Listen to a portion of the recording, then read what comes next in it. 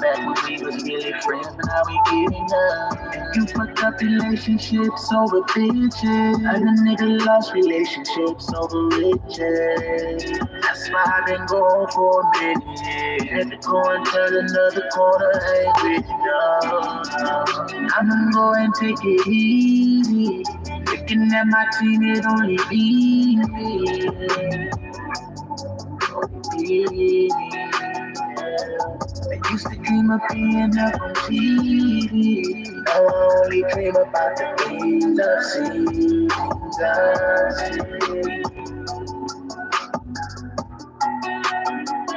Living life like a hero.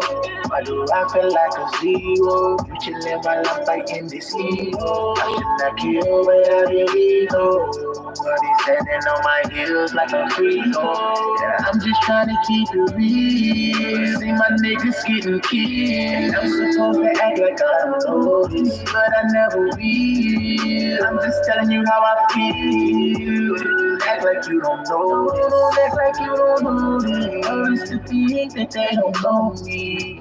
I guess I gotta be the one that's lonely. Now I never did you wrong if you my homie. Couldn't find the words to write this song if I was phony. And if you think that I was really wrong, just show me. Cause I ain't got no pride and I'll apologize. When I see you, can you look me in my eyes? I promise you that you won't lose your life. I'ma go and take it easy. Looking at my team, it only be me. Looking at my team, it only be me. My team, it only be me. Used to dream of being up on TV. Now I only dream about the things I've seen. Oh, yeah.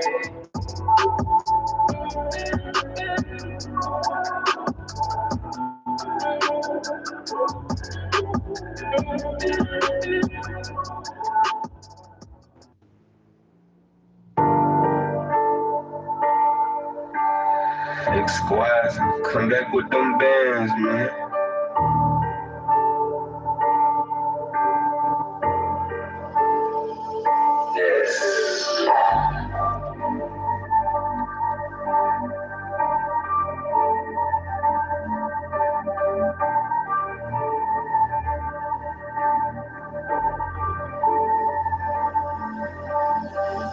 I was seeing fake friends. Stand up a lot like a big black bitch. Shawty butt up and she thought she a teen. Most of them fucked up cause they act like they mean. I used to post up on the block with my keys. Niggas put rocks between socks and these jeans. Niggas locked up in the box for these scenes. Niggas start plotting, I block with my lenses. So I got smart, grab my pad and my pee. We go from the start and won't stop the loud heat. Can't go out the dark, I ain't going back in. I didn't get up too far to go right back again. I didn't give up my flows when I gave up my sins. I can't even know and stand on my team. And I'm out the ball in this place that I'm in. Niggas won't call, I'm gonna say I ain't in. Niggas won't call, I'ma say I ain't in. I had to pause and I looked at my friends. I saw your heart and I looked through that lens. Broke it apart and we could never miss. When I got shot, niggas see on my feet. Take you apart if you niggas offend. You throw all these water on me, many plans. I'm feeling like Carter, I'm feeling like Dizzy. How the fuck you niggas not wanna be me? I got me, I got that never leave me. When they shot them shots, he came and he freed me. Took the shots off and promised to leave me. He did fish up at the promise to feed me. Taught me to fix all this karma, I reached it. He said the bar, that's the bar, I'ma reach. Extending my arms up to you, I'm like teach. Niggas won't call, I'ma say I ain't it. I had to pause and I looked at my friends. I saw your heart and I looked at that lens. Broke it apart and we could never miss. I smell like a shot, you see in my feet.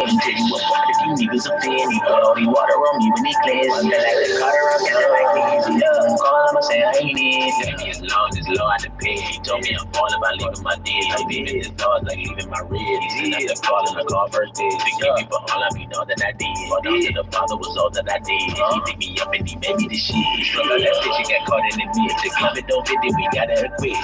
They going right down in the pit. They gon' be down in that bitch for a minute. My niggas about to look like a clinic. Every coming out of me, you did it. He about to kick up and get out like the tennis. See that everywhere I said it, I've been it. I celebrating like we win independent. Celebrating like we win independent.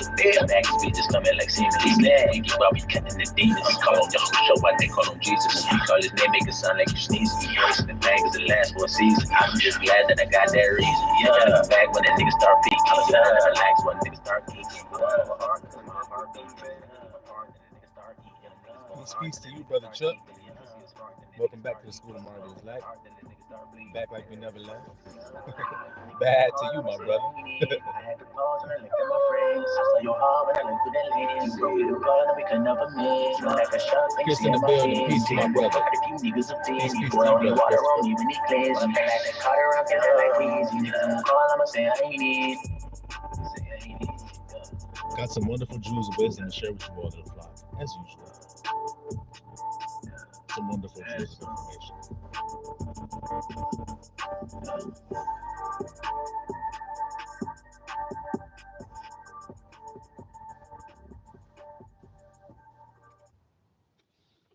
Getting started shortly, little flock. John 16 is where we'll be starting, just like we did on the last live People do stream. you wrong, they John don't never want 16. you to tell the truth about it. But if you never did me wrong, you wouldn't be scared of the truth. Yeah. I got excited when I read your word about me. Took it to my people. Ain't care about me when I look them in their eyes. I know it's hard to bear without me. I don't know. Got on my mission. Had to make a hard decision. Had to change how I was living and start lying to my children. Had to tell my father that I never thought he loved me. My father was the one that came and got me when I was muddy. He wrapped me in my arms, said everything will be okay. I'm just glad that through it all, I got you here with me today. And that's real. Now I'm climbing up the hill, and now I'm climbing till I'm finished, but I can't climb it if I'm killed. So I'ma live by every word that proceed out of his mouth. Call me Judah when you see me, I proceed out of the south. You don't see me when I gleam and I proceed out of them clouds. I was coming for his team, and that's gonna be without a doubt. I was seeing in my dreams, I had to know what it was all about. When I see the Father's Venus, when you about to see me shout. Tried to lock us all in Egypt, now we finally breaking out. Now we slaying all these demons and we yelling, bring them out. I can conquer everything and I receive a full amount. Cause I'm fighting for the king, now we ain't fighting for your clouds. Now I'm leaning on the things that be founded on the mountain. I be hearing all these things that I be singing out my mouth. I feel it in my soul.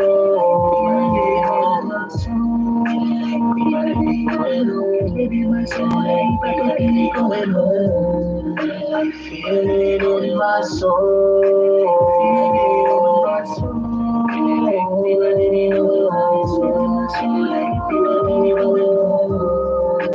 We about to be going home. We about to be going home. We about to be going home. We about to be going home. Yeah.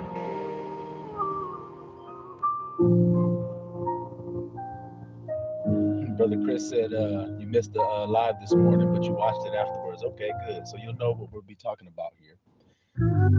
Since you've been filled in on They say life is a stage. since you've been filled in, then you should be aware of what we're going to be talking about here on this live stream about the sinew that grew. You should know what we're talking about. Bros that was here this morning, y'all know what I'm talking about when I say the sinew that grew. You see, you already know what I'm on. So John 16 is where we were reading, but we started the reading last live stream. We're going to start the same place in John 16.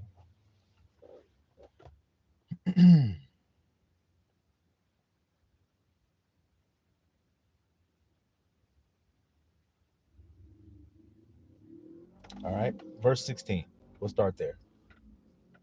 Brother Cut in the building. Peace, peace to you, brother. All right, verse 16. A little while, and you shall not see me. And again, a little while, and you shall see me, because I go to the Father. Like I said on the last live stream, we always focus on who's talking, who's being talked to. You see? So we know who's talking here, and we know who's being talked to. Who's just speaking to the branches. Okay? And then he says, they said, what is this that he saith? A little while. We cannot tell what he saith. We don't understand what this guy's talking about here. Hear me? 16, brother Cut, that's the number of love. 16, which of course is 7, which is complete and wholeness. So I don't know why you put that there, but I just thought I'd give you that tidbit of information if you didn't already know. All right. So they said we don't know what he means this after a little while stuff. Now Yahusha knew that they were desirous to ask him. He knew they wanted to know. And he said unto them, do you inquire among yourselves of that I said a little while, and you shall not see me, and again a little while, and you shall see me? That's what y'all want to know. Verily, verily, I say unto you, that you shall weep and lament. Listen at this, little flock. If you are indeed the branches, then it's wise to listen up. He says, a little while you shall not see me, and again a little while you shall see me. Okay. And then he says, verily, verily, I say unto you, that you shall weep and lament, but the world shall rejoice. Now, I've always said it. I'm going to keep on saying it. People always talk about, for God so loved the world that he gave his only son. John 3:16. We in John 16 right now. But people like to talk about John 3:16 because they make them feel comfortable in their wickedness. You see? Well, he says here, you going to sorrow, you going to weep and lament, but the world will rejoice. So then y'all ain't having the same feelings going on. Y'all ain't having the same experience, are you? No. Okay. He says, and you shall be sorrowful, but your sorrow shall be turned into joy. So I'm sure you as the little flock have had sorrow in your life. If you have, put 7 up in the chat. That way we can all confirm that we all at the same place here together. That we all have the same understanding of this weeping, lamenting, and sorrow that he says that we will experience. Now, I know that it's strange to hear that coming from a parent-child relationship, since I'm going to use that as my example. What I mean is, a child doesn't expect to hear something like this from their parent about life. When they're growing up, they think everything's moon pies, lollipops, having fun. But the parent is going to eventually have to teach a child a hard lesson or hard truth. Do you see it? And that's you will weep. You will lament and be sorrowful in life at times. It's just going to happen. It's a hard pill to swallow, but it doesn't mean that it's not necessary to swallow it. You see what I mean? All right. So yeah, y'all understand this sorrow, this weeping, this lamenting, but the world is going along rejoicing. You see that there? They're having a whole totally different experience. He says, but your sorrow shall be turned. You hear that right there? So if you have been experiencing, as some of you brothers said that you have, me included, that sorrow you're experiencing will be turned into joy. You see it? A woman, when she is in travail, hath sorrow, because her hour is come. But as soon as she is delivered of the child, she remembereth no more the anguish, for joy that a man is born into the world. And you now therefore have sorrow. So you see how he's making this comparison with a woman having a child? When the woman is in travail, she has sorrow. And you now therefore have sorrow. See how he's connecting it? I want y'all to understand that as the little flock. So you're just like that woman that's in travail and has sorrow. You see that? Because her hour has come. What did Yahushua say when they came to take him? My hour has come. When it wasn't time, what would he say? My hour is not yet come. So do you see what I mean? So when your hour has come, travail is going to hit and you're going to have sorrow. But as soon as she is delivered of the child, see that there, little flock? As soon as she is delivered of the child, she remembereth no more the anguish. Stop. Is there a place in Revelation that says that we will not even remember, nor call to mind, nor have any remembrance of the sorrow, the pain, and all the tears and everything? Is that the promise that was given to us? Do you see how he's confirming it by saying your sorrow is going to be turned into joy, and you won't even remember it, just like that woman doesn't remember the pain. If she truly remembered it, she wouldn't have but one child. She wouldn't have but one. She wouldn't be like my grandmother that had 7. Well, how can a woman go through that same anguish, pain, sorrow 7 times? Because the joy that she has when she bears the child. Do y'all see what I'm saying to you, little flock? Do you see what I'm saying? So now, he says, You therefore have sorrow. Now, see, you now therefore have sorrow. But that's the part you need to pay attention to, like you do when you look at a woman. That's the part you pay attention to, so you need to pay attention to it here. But I will see you again, and your heart shall rejoice. See, that sorrow is going to be turned into rejoicing when what? When you shall see me again. See? And your joy no man taketh from you. You hear that? And in that day you shall ask me nothing. Verily, verily, I say unto you, whatsoever you shall ask the Father in my name, he will give it you. So why does he say in that day you shall ask me nothing? What day? The day when I will see you again, and your heart rejoices. Why do you think he says in that day you won't ask me nothing no more? Little flock need to pay attention to this part of the meal. Why do you think he says that? Because he did. So why did he?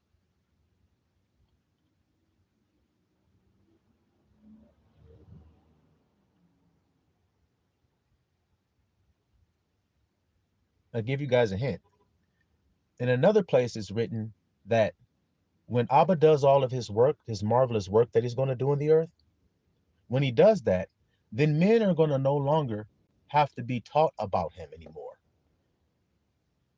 That's another hint that will help you understand what I was just saying here. Brother Chris says, because the sorrow is gone. Well, that's true. That's true. The sorrow is gone. So why don't you need to ask him anything once you see him? Usually when you see somebody, that's when you ask all the questions that you have.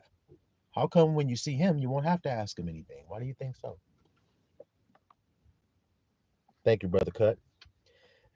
And power shall wipe away all tears from their eyes, and there shall be no more death, conslicer to the carnal mind, neither sorrow, conslicer to sorrow, nor crying, conslicer to crying, neither shall there be any more pain, conslicer to pain, for the former things are passed away. You hear that, little flock of laters? See? No crying, no sorrow, no pain. Y'all hear all that? That's the stuff that we don't like. It ain't gonna be none of that. You hear what I'm saying to you, little flock? Thank you for putting that scripture to confirm what I had said earlier. Because it is finished. That's a good answer. Because it is finished. Okay, so let's enlighten more on that point. When he says, you shall not ask me anything, or you shall ask me nothing, verily, verily, I say unto you, whatsoever you shall ask the Father in my name, he will give it you. Where is Yahusha at? He's at the right hand of the Father. So where the Father is, there's the Son. So when you see the Son again, you're going to be where the Father and the Son are. So when you're there where the Father is, then there's no need to ask the Son for anything because you're where the Father is. In other words, what I'm saying is, you were once in a state of being unloved. And because of that, that caused you to inquire and to ask, as I've said, to be like Saul. But now you have stopped asking and inquiring because you know the answer, which is, I am loved. Now you're not looking for Christ anymore. Now you are one with him. So you no longer have to ask him for nothing. You are him. So now you just ask the Father like he asked. Do you see what I'm trying to say to you, little flock of ladies? Because that's what he wanted for you, to be one. This is why the grandson speaks the way that he speaks, as though he's one with the Messiah. That's why I do it, because that's what he wants. Do you hear what I'm saying? That's what he prayed for, that we would all be one, and that where he is, there I may be. Not where he is, I may get close to. That ain't what he said. Not where he is, I might get around the corner from. That ain't what he said neither. Is it? No, grandson. It's not what he said. He said that where he is, there you may be also. Y'all hear me, little flock? Where he is, there you may be. So then he also went further. Watch how I'm going to clarify this point. He also went further and said, he who overcomes, what's going to happen with him, little flock? He going to sit where? What did he say? And then watch how it connect like Legos to where I am, there you may be.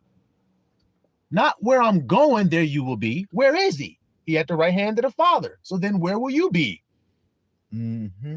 Cooking. That's right. Cooking.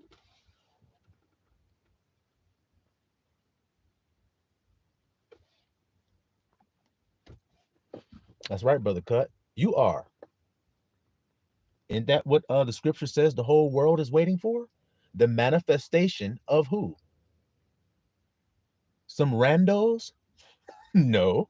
The manifestation of the sons, or the Beneha El.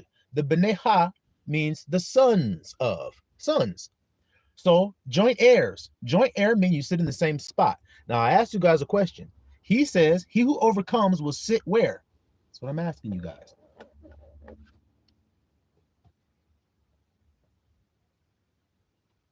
If you overcome the world of vanity and sanity, then you will sit where?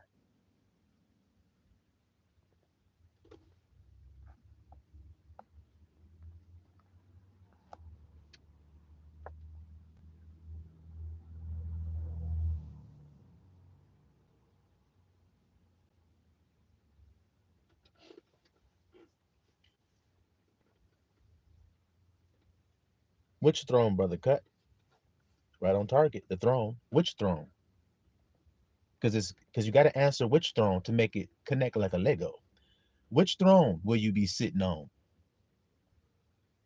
Any old throne? Is that what it says? The Game of Thrones? Is that the throne you're gonna be sitting on? The toilet throne? That's the throne you're gonna be sitting on? What throne?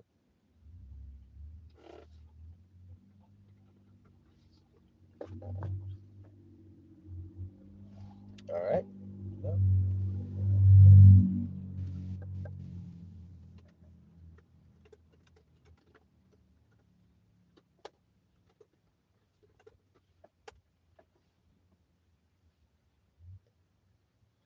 All right. Revelation chapter 3.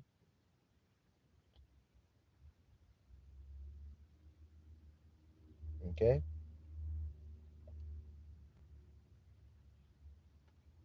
Revelation chapter 3, verse 21.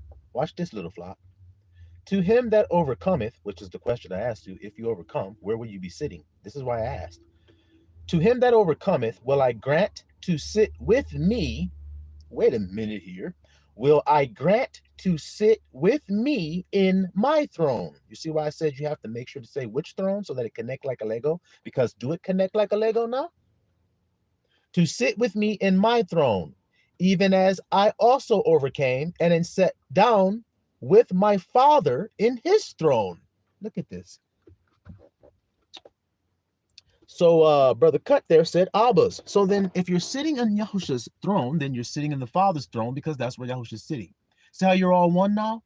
So then if I'm sitting in that throne with them, then when I talk like it, but then how will people feel because I speak that way? You know how they're going to feel. Indignant. So I ain't acting surprised about it. They're going to get indignant. They're going to say I'm beside myself. They're going to say I'm mad. They're going to say I'm crazy. They're going to say I'm nothing. They're going to say I'm out of my mind. They're going to say I'm just some guy from this place living with this family with this name. They're going to say all kinds of lies because that's the world that they're a part of. This is why I try to make it clear to you guys that there's two different worlds. There's not just one world. I don't know who told you guys that lie. There's actually more than one world. Did you know it? Because it is. Jacob is the beginning of it that follows. So that means it had to follow a different world. Well, Esau is the end of the world. So Esau is the end of one world. And then there's a whole brand new different world that has to be birthed. Correct? Yeah. Yeah. All right. So this way he said you ain't got to ask me nothing.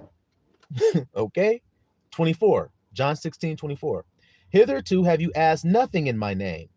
Ask and you shall receive, that your joy may be full. Now people hear this. I told you there's two worlds. So one world's going to hear that and they're going to say, ask nothing in my name. So I didn't ask for anything in Jesus's name.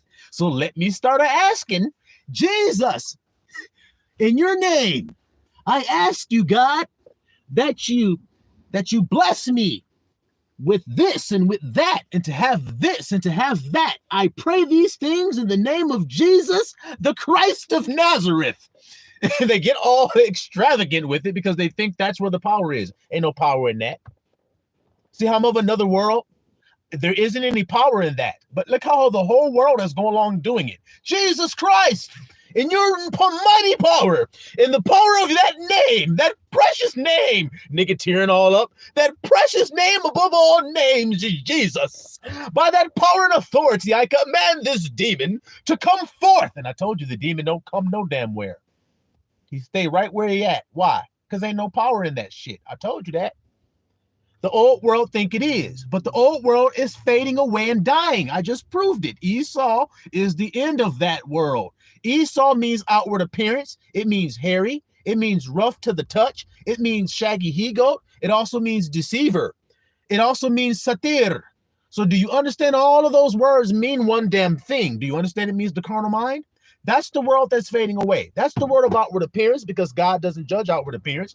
Men just insist that he does, and they insist that he does by what they do. And what they do is they try to dress up very nice.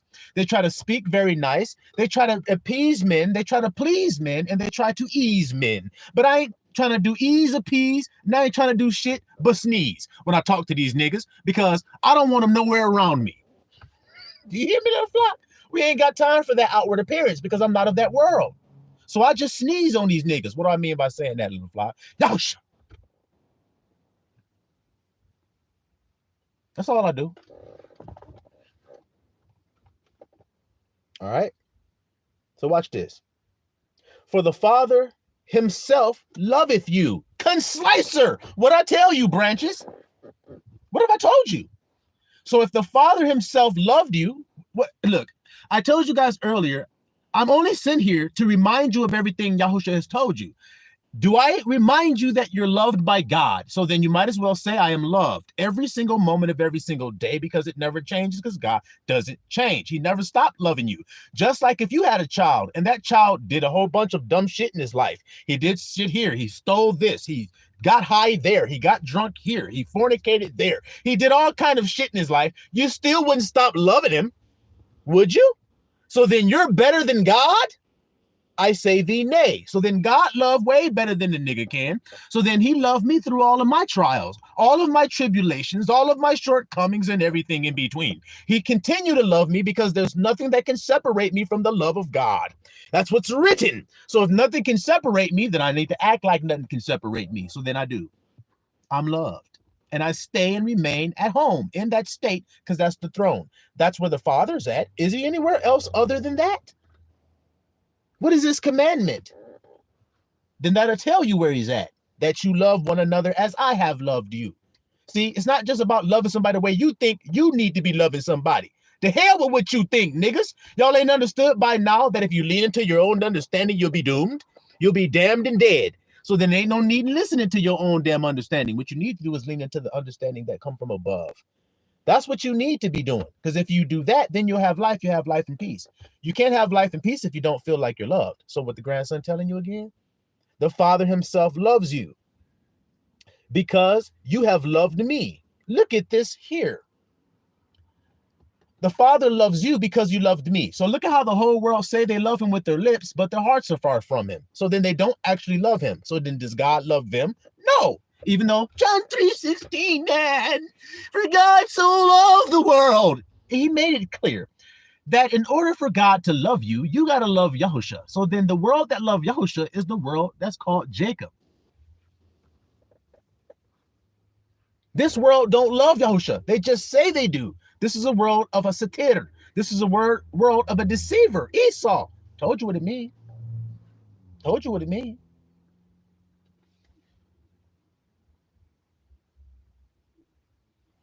You think you're not living in Esau's world, but yet when you look at his idol, does it happen to be a satir? Does it happen to be a shaggy goat? Does it happen to be an androgynous shaggy goat? When you heard my last message, you should understand why they made their idol androgynous. And it's a shaggy he-goat. You should understand that if you were listening to the last live stream. Well, continuing, little flock. Continuing, little flock.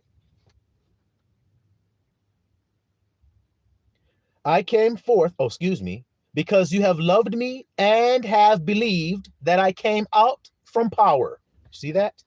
So you believe that and you love me, then the Father loves you. You hear that, little flock? I came forth from the Father and am come into the world. Again, I leave the world and go to the Father. His disciples said to him, Lo, now speakest thou plainly, and speakest no proverb. Now we are sure that thou knowest all things, and needest not that any man should ask thee. By this we believe that thou camest forth from power. Yahushua answered them, Do you now believe? Behold, the hour cometh. Look at this. He said, Do you now believe? Now we believe you. We believe you came from power. He said, Now do you believe? Now watch what he says next, little flock. Behold, the hour cometh. Yeah, it now is come, that you shall be scattered. Stop. You shall be scattered, every man to his own. Stop. What does it mean, every man to his own? Before we continue, what does that mean? You shall all be scattered, every man to his own. Remember, there's two worlds. I'll tell you how the one world hears it so that you know that that ain't the right answer. The one world hears that and say, oh my God, we're going to be scattered all over the earth and everything. And then everybody's going to be scattered to his own people and his own tribe and his own nation and everything. Well, that ain't the right answer. So what does he mean when he says scatter every man to his own? What that mean?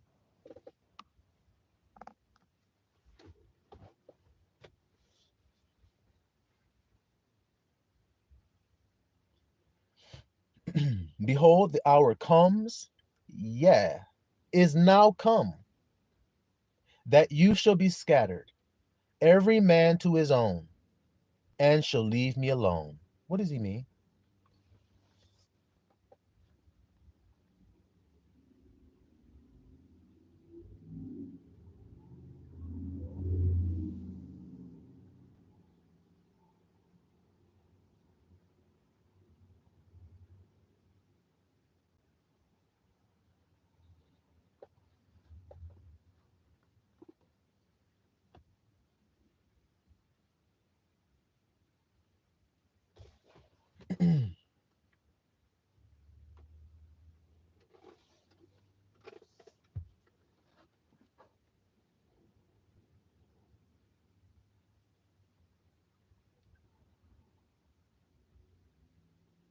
Come on with it, Brother Chris. Come on with it. Come on with it, Brother Chuck. Men will go to other thoughts other than I am loved. That's the right answer. Do y'all hear that, little flock? So then they were all gathered to I am loved. I told y'all that's Yahushua's name. I am loved. That state of being is Yahushua's name. Do you hear what I'm saying? Now, he says you didn't ask anything in my name. I told you what the one world hears. Jesus Christ! I told you this how it goes. Jesus, Jesus, Jesus, Jesus, Jesus, Jesus, Jesus. Help me, Jesus. I won't stop calling that name. It's the name above all names. It's not what it means. I'm of the other world, so I'll tell you what the other world breakdown of asking my name means. Ask the way a person would ask if they knew they were loved by the Father. Because if you knew you were loved by the Father, would you beg him? No. Would you cry thinking you weren't going to get it? No. Would you ask expectantly? Yes. Or in other words, would you ask believing if you knew you were loved? Yes. Is that the way Yahushua asks? Yes. So that's asking in his name. Do you see how it's different from the other world breakdown? Now, which one did y'all think was the natural one? In other words, which one did y'all think was the one that was right your whole life? Which breakdown did you think was right?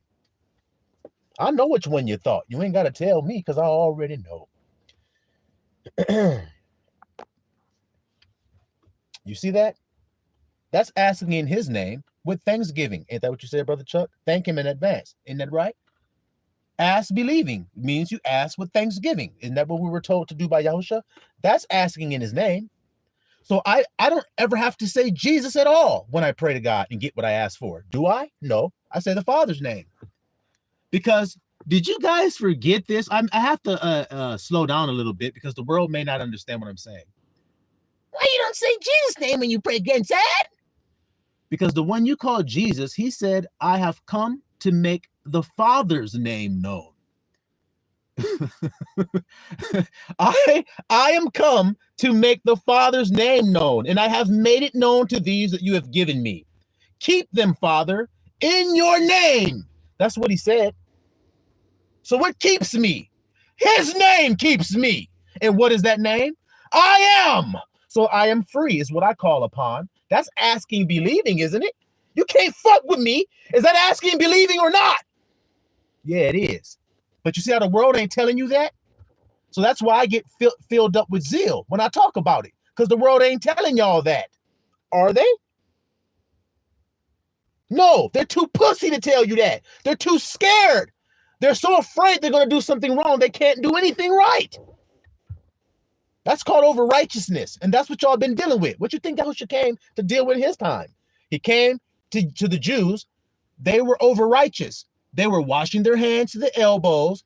They were not wearing certain garments. They were not doing certain things on different days. They wouldn't even help their own brother on the Sabbath day to not break the commandments of God. So they were over righteous. They were over righteous, far from seas. Those were the religious leaders of the day, the ones who did everything to be seen of men, not God. So then same thing today then, isn't it? Yeah. So then don't play around because you can't. You can't. Hear what I'm saying? Thank you, Brother Christopher. Isn't that what it says? If I had come in mine own name, you would have loved me. Is that not what he said?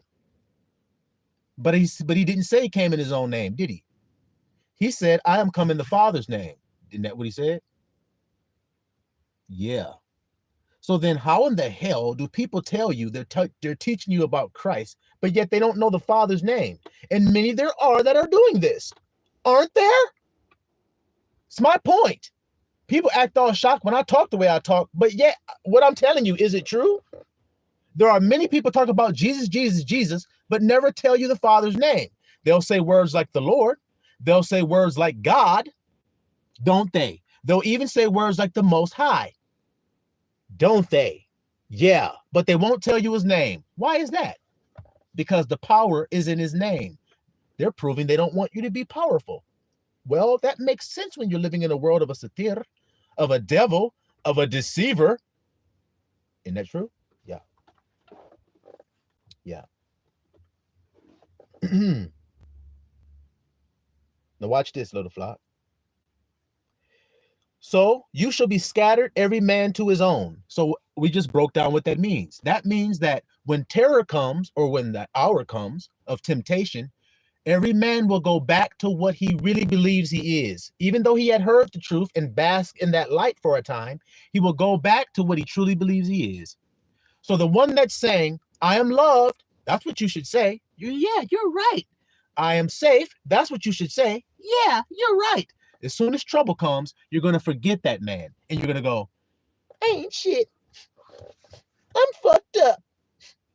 I'm unsafe. I'm scared.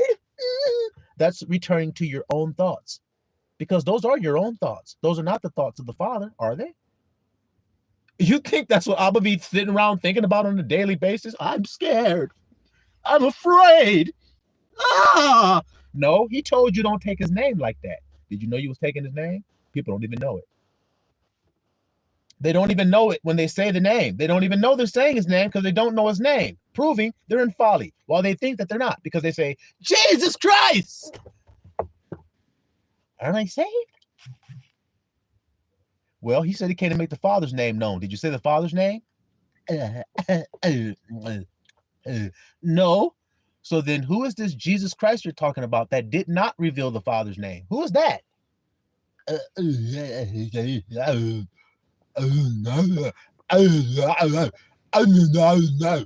to the chopper. I know, because this is Neanderthal world. Esau, I told you that. Hair red and hairy all over. Neanderthal, Harry and the Hendersons. Did I tell you that? All right, let's get going, little fly. Just keep going. Like I said, we got some deep, very deep things. And those who are willing to be patient enough to wait until it's brought up to the surface, you'll be greatly pleased and satisfied when you see it. If you haven't already seen the jewels that are falling out here at the School of Marvelous Light. All right. He says, "You shall leave me alone." So then who is that one that's alone? I am safe. I am love. You see it? But yet I am not alone. Y'all hear that, little flock?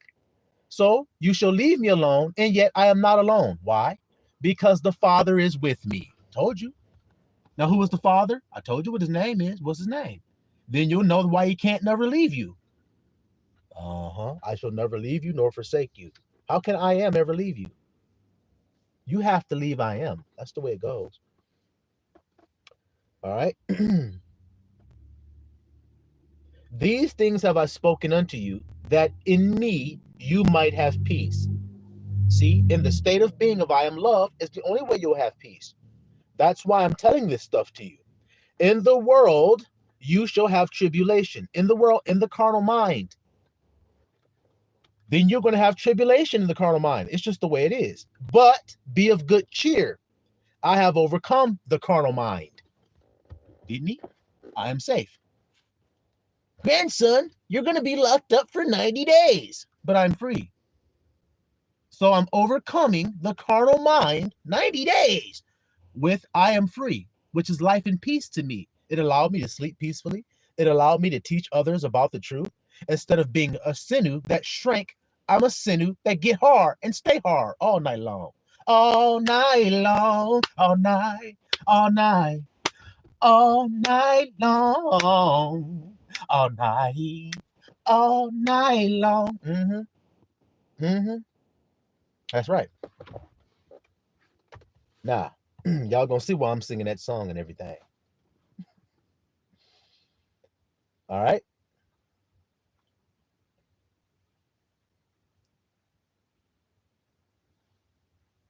Alone. Now remember the last live stream we were talking about Adam. Adam was alone, it say, but the Father was there. Before Adam was alone, wasn't he? So he thought he was alone. You see what I mean? Okay, Yahusha just said the same thing. You should leave me alone, but yet I am not alone. So it's the same state of being. Well, what about Jacob? We referenced him in the last live stream. It said he was left alone, but then he wrestled there with a man, and then he got blessed in the place where his sinew had shrank. Now, before I continue, I need to explain what that means. So let's go there and read that, little flock. Okay, that's Genesis 32, like I told you.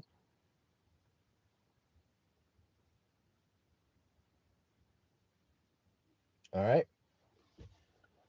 Genesis 32, we'll start at verse 1. And Jacob went on his way, and the angels of power met him. And when Jacob saw them, he said, "This is Abba's army. This is power's army, or the army of power." And he called the name of that place Mahanaim.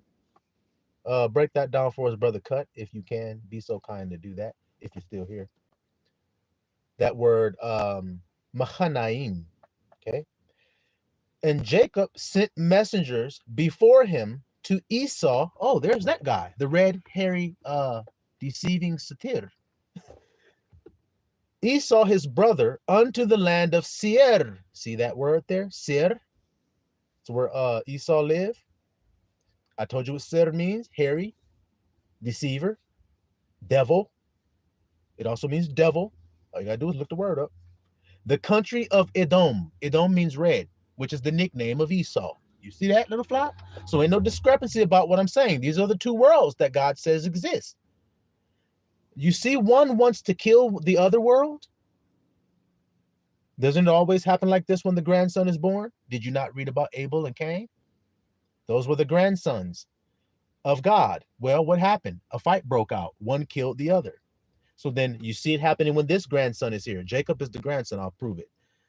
We serve the God of Abraham, Isaac, and Jacob. Abraham means father, Ab, father of many nations. Isaac is the chosen son, the only begotten son, which represents Yahusha. And then Yahusha's son. See, people don't know nothing about that part of the story, which in this case is Israel. the grandson, the third part of the plant, which is called the branch. Do you see? All right. This is why Yahushua confirmed it by saying, I am the true vine. So you see how that's the second part of the plant? You see how he confirmed it himself? But you see, there's a prophecy about one to come whose name is the branch. See it? So that means that's the third part of the plant after Yahushua, or the son of Yahushua, or the grandson of God. Do you see how it all connected like Legos? Because the story is not over until the grandson does his work. You see, by supplanting the one who wants to kill him, which is the world. The world wants to kill the grandson, so he must supplant it. Do you understand? We're proving it. And we're going to prove how he did it by getting hard. That's how he did it. By being a sinew that grew. Okay, little flock? Just hang with me and you'll see what I mean. And he commanded them, saying, Thus shall you speak unto my lord Esau. See how he's talking? Thy servant, look at that. Jacob said thus, I have sojourned with Laban, stayed there until now. I have oxen, asses, flocks, men servants, women servants, and I have sent to tell my Lord that I may find grace in thy sight. See, he's petitioning for grace. Okay. So he's making himself appear weak, harmless. Do you see it? And the messengers returned to Jacob, saying, We came to thy brother Esau, and also he cometh to meet thee, 400 men with him. So they said, we went to go meet him, but then when we saw that nigga Esau, shit, when we saw Harry and the Hendersons, he had a whole bunch of Hendersons with his ass. Damn, he had 400 niggas with him. So we know what they was coming to do, Jacob. He coming for you too. You looking for him, he looking for you. But that nigga coming with an army. But what did we just read? Let's go back to verse 1 in case you guys may have forgot. Jacob went on his way, and the angels of power met him. And when Jacob saw them, he said, This is Power's army. So who's with Jacob? He got an army with him too. See how the two worlds? There's war. What did it say about the grandsons? There is two manner of people in your womb, Rebecca. One shall be stronger than the other. They're fighting one another. One shall be stronger than the other. The elder shall serve the younger. The elder is Esau. He shall serve the younger, which is Jacob. So one grandson is servant to the other one, but he seeks to kill him. Do you see? So let's see what goes on here. They both got an army. You hear that? But let's see how Jacob is. So he heard that 400 men was coming with Esau. Watch what goes on. Verse 7. Then Jacob was greatly afraid. Didn't I tell you that, little flock of laters? Now, if y'all think I'm just making some shit up or just saying something, what happens to a man when he becomes afraid? He shrinks in fear, doesn't he? So then we can connect that to sex, and we can say when a man is afraid to have a child, he's going to have an erectile dysfunction, which means his sinew will be shrank. Out of fear, it will. If it shrinks, you cannot plow, you cannot bury a seed into a woman, you cannot impregnate a woman. Therefore, you cannot bear a child. Do y'all hear what I'm saying? Now, I know how the world hears me, but y'all should hear this. Your thoughts and your feelings come together. And when they come together and become one, which means they match, they produce an offspring. But if your thoughts are fearful thoughts, then they cannot penetrate your feelings with the right thoughts. They can't penetrate. They cannot bear a seed or an offspring. So they can only bear death, which is nothing. It can only give you vanity. You understand? It will only give you vanity, which is death, which is emptiness, which is no profit, which is nothing. See? That's all it's going to give you. Do you hear what I'm saying? But the right thoughts, when your feelings become one with them, now you can produce everlasting offspring, or a everlasting fruit, a life-giving fruit. Do you understand what I mean? Okay. So let's continue. Jacob was greatly afraid and distressed, and he divided the people that was with him and the flocks, the herds, camels into two bands, and said, if Esau come to the one company and smite it, then the other company which is left shall escape. You hear what he's saying? So if Esau come to attack us, half of us gonna get away, the other half gonna get killed. One got to sacrifice for the other now. That's what we got to do. Look at this kind of way he's thinking. He's not going to have to do any of this shit. But look how he's thinking. This is what I want you guys to know. Because his sinew is all shrank up.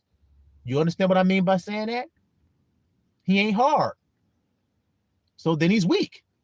He's limp. He's flaccid. Y'all understand what I'm saying? Okay. And when you flaccid, you can't penetrate no woman, can you? So you understand what I mean about your thoughts? When they're flaccid thoughts, they can't penetrate your feelings. They can't do it. So then the feelings are going to feel whatever the fuck they want to feel. And 9 times out of 10, they're going to be wicked feelings because what? The heart is desperately wicked. Who can know it? Like I said earlier. So let's continue. So he divided the 2 bands, and he said, if one died, the other one escaped. And Jacob said, O power of my father Abraham and power of my father Isaac. See? Then I tell you about the grandson of my father Abraham and of my father Isaac. So who is he? The third part. People keep on forgetting that, but I ain't going to let you forget it because it's very important that you know it. All right.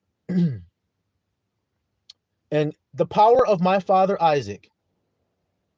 I am which saidest unto me, return into thy country and to thy kindred, and I will deal well with thee.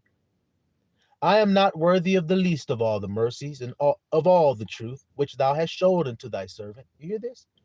For with my staff I passed over this Jordan. What does Jordan mean? Okay, now let's go back to the chat real quick. That word Mahanaim, Brother Cut, you're saying that means 2 camps, right? 2 camps. So what did he do with his people? He broke them into 2 camps. You see what I mean, little flacculators? Do you see what I mean? All right. So now, he says, I passed over this Jordan. What does Jordan mean? And then watch what he says next. And now I am become 2 bands. Mechanaim. You see that? I am become 2 bands. Deliver me, I pray thee, from the hand of my brother. What is he asking for? Deliver. Yasha. That's that word, right? Deliver me. Yashana. Yashana. People say, Hosanna, Hosanna. They weren't saying Hosanna. They were saying, Yashana. Yashana, Yashana. Save us right now. Deliver us now. That's what they're saying. See? Deliver me, I pray thee, from the hand of my brother, from the hand of Esau, for I fear him. There it is again. So when you're afraid, you're impotent. I'll give you guys an example to dig this point down even further. If a man is with a woman that he loves and adores, and he dwells with her without fear, and he wants to produce a child with her, then he's going to get aroused and he's going to plow and he's going to bury his seed deep within her, gladly, happily, in great ecstasy when he does it too, without fear, because he wants to produce a child. But what if he doesn't want to produce a child? Then he will probably pull out before he plants that seed, or he will put a condom on to prevent the seed from being planted, or he will give her a plan B, or she will have some type of contraceptive or something, diaphragm or some shit. Do you guys hear what I'm saying? Why are you pulling it out? Fear. Isn't that the truth? That's what niggas be doing. Why'd you put the condom on? For afraid. Scared. Shit, I don't want to make no damn kid.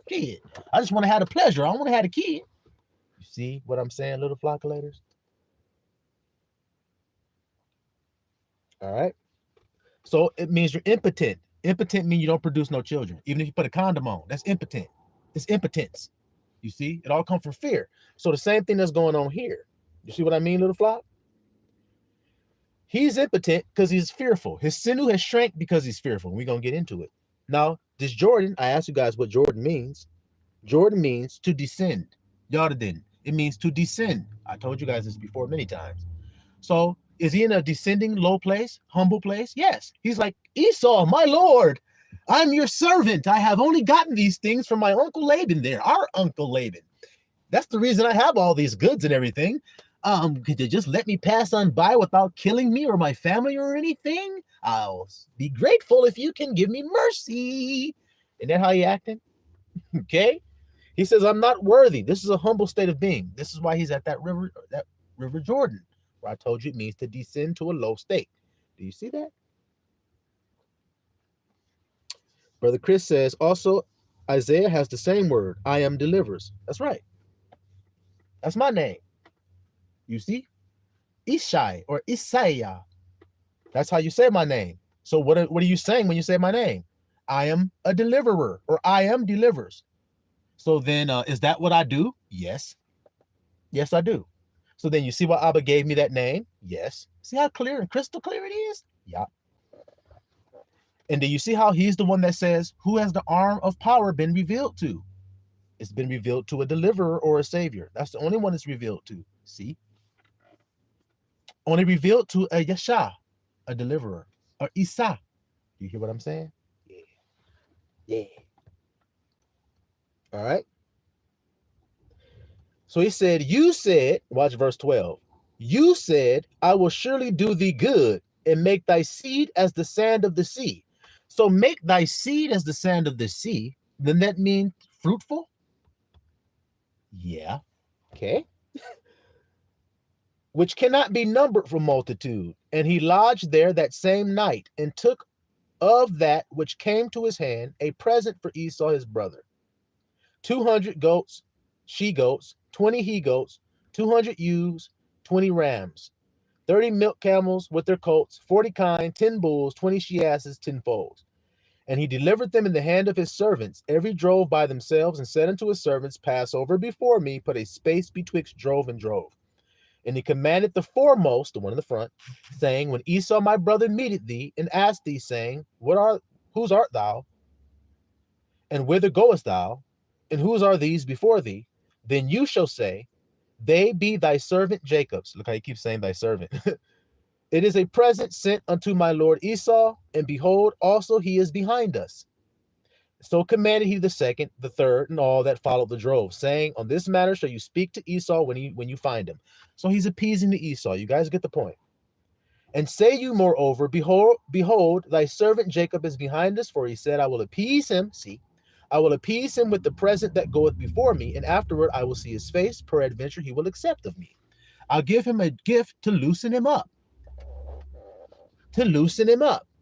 Butter him up and everything, so that when I actually do see him, maybe he'll give me some grace and everything. See? So went the present over before him, and himself lodged that night in the company. And he rose up that night, took his 2 wives, his 2 women servants, 11 sons, and passed over the ford Jabbok. And he took them and sent them over the brook, and sent over that he had, and Jacob was left alone. Whew. We read all that, and you see what we came to. Like I said, he was left alone. Now, when a man is left alone, is he really alone? No. No, we're going to prove it. What did it say right there next? And there wrestled a man with him until the breaking of the day. Stop. So how is he alone and wrestling with a man, like I said on my last live stream? Well, did you hear what Yahusha said? Did you hear what he said? You shall all leave me alone, yet I am not alone, for the Father is with me. Come on now. Now let's see what happens. There wrestled a man with him until the breaking of the day. And when he saw that he prevailed not against him, so I told you guys what man means. Can slice these niggas with the truth like I be doing. So when it says he wrestled with a man, what does that mean? When you use the grandson of right thoughts lingo that he taught you, what does it mean? He wrestled with a what all night long? He wrestled with a what till the breaking of the day.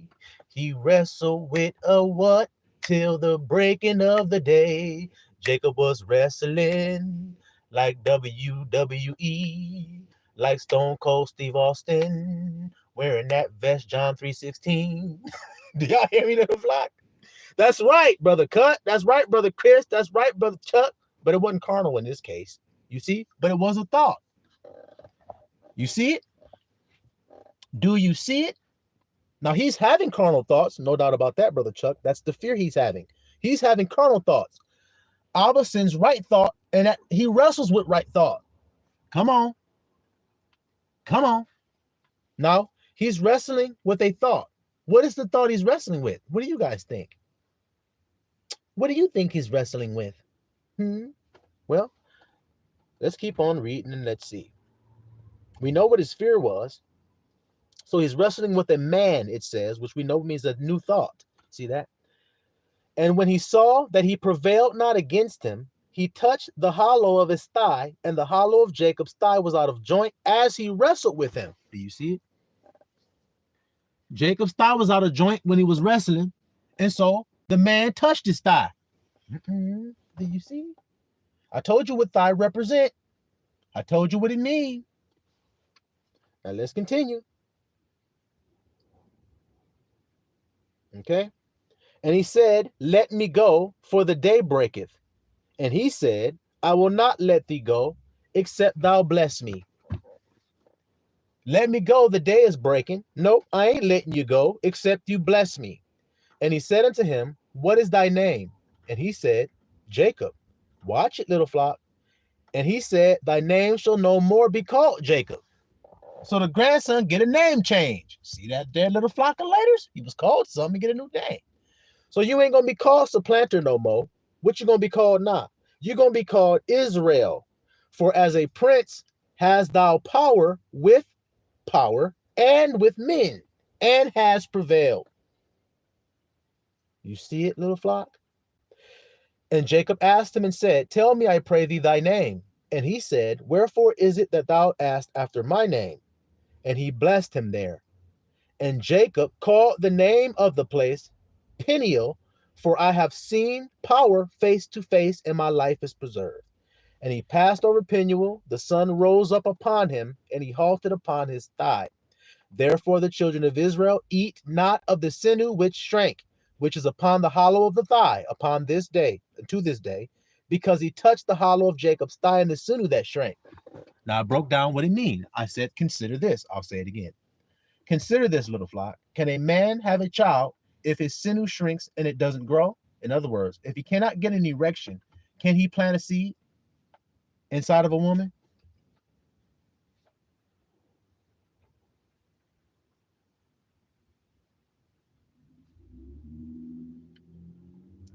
Now he's wrestling with thoughts.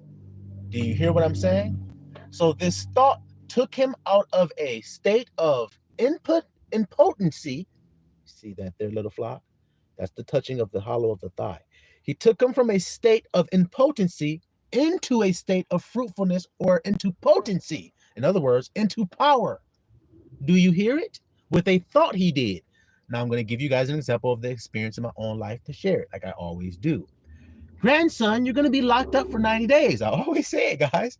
You're going to be locked up for 90 days. Now I can shrink at that thought. See what I'm trying to say?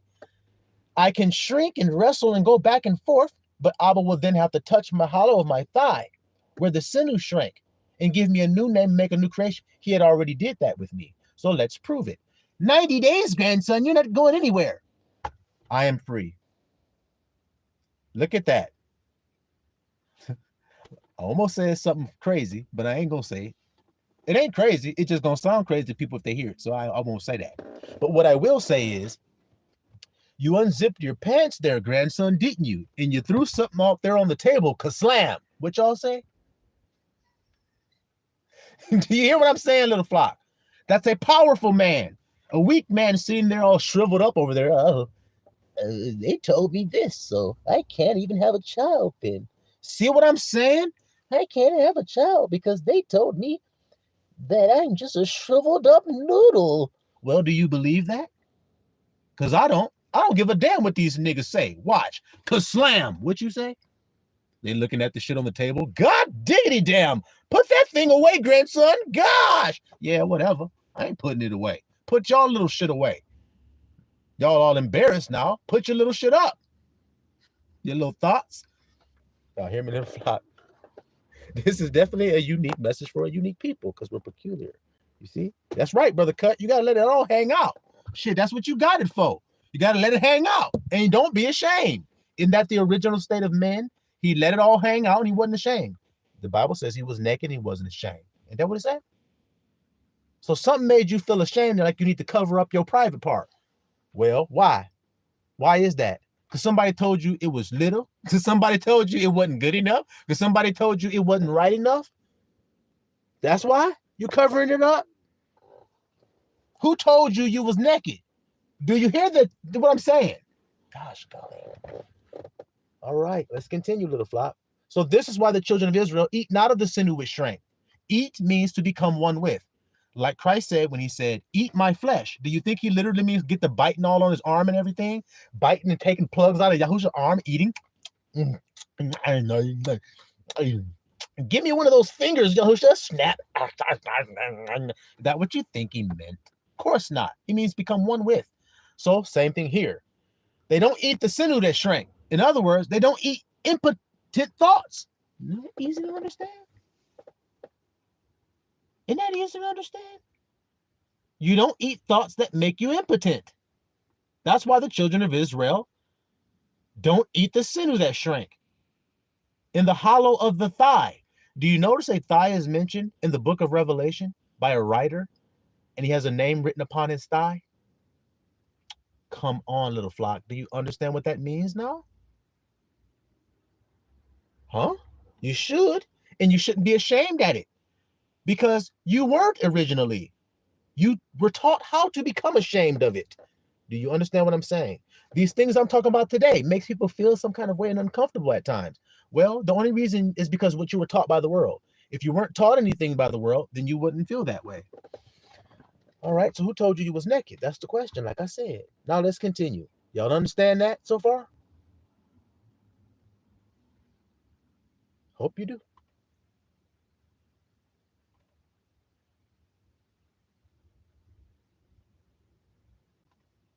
Okay.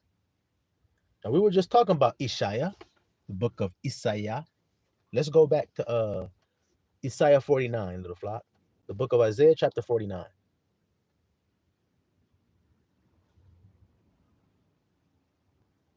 Okay.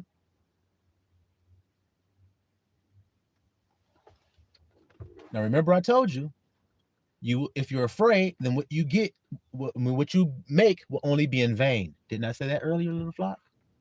Yes. Now let's continue. Let's just keep reading and see what we see here in Isaiah 49, verse 1. Listen, O isles. Isles means islands. You hear that, little flock? Where did I tell you guys I grew up? In a group of islands. All the way in the Far East. This is what I told you because this is what's true. I grew up in the islands over there in the Far East. Okay? Listen good. Listen, O isles, unto me, and hearken, you people from far. I have called me from the womb. From the bowels of my mother hath he made mention of my name. And he hath made my mouth like a sharp sword. Stop. You guys know there's a prophecy about one who comes, whose rod is a rod of iron that proceeds out of his mouth. Isn't that true? And he breaks the nations down with the rod of his mouth. He will destroy the wicked with the rod of his mouth. Isn't this written in the Bible, in the same book we're reading it now? Well, let's keep on listening and let's keep on reading. In the shadow of his hand hath he hid me. In the shadow of his hand hath he hid me. Who hath the arm of the Lord been revealed? Look how it's keep on connecting. In the shadow of his hand hath he hid me, and made me a polished shaft. In his quiver hath he hid me. See it? I'm a weapon that was hidden in Abba's quiver. Do you see? And said unto me, you are my servant, O Israel, in whom I will be glorified. See that little flock of letters? Then I said, I have labored in vain. Look at there. I have labored in vain. I have spent my strength for nothing. Spent my strength. Busted nuts. See that there? For nothing and in vain. Yet surely my judgment is with I am, and my work with my power. See, that's the only thing I'm doing. That's not vanity. Isn't that what the Bible says in Ecclesiastes? Fear Abba and keep his commandments. Fear power and keep his commandments, for this is the whole duty of man. See, whole duty. That's the work. So we're just reading here. And now saith I am that formed me from the womb to be his servant, to bring Jacob again to him. Look at this. So then Yahushua said he's going to send one who's going to remind you of everything he said. Yahushua said words that, let's see, what did he say? He said, I am coming to make the Father's name known, and I have made it known to those you've given me. So then when the one who comes to remind you, he's going to remind you of the same thing, isn't he? That you're one with the Father. So then he's going to bring you back to the Father. Am I bringing you guys back to the Father? Are you more intimate with the Father since coming here than you were before? That's all you have to ask yourself.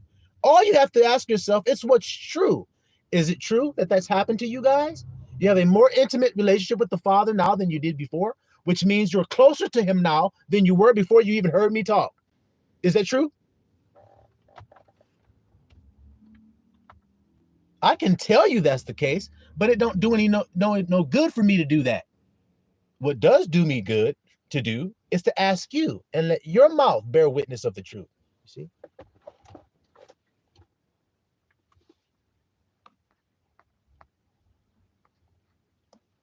You see that? So then this is true, then, isn't it? Yeah, it is. Let's continue. So he said, you made me your servant from my mother's womb. You formed me from the womb to be your servant. To do what work? To bring Jacob again to him. Through Israel, though Israel be not gathered. Look at this. Though Israel be not gathered, yet shall I be glorious in the eyes of I am, and my power shall be my strength.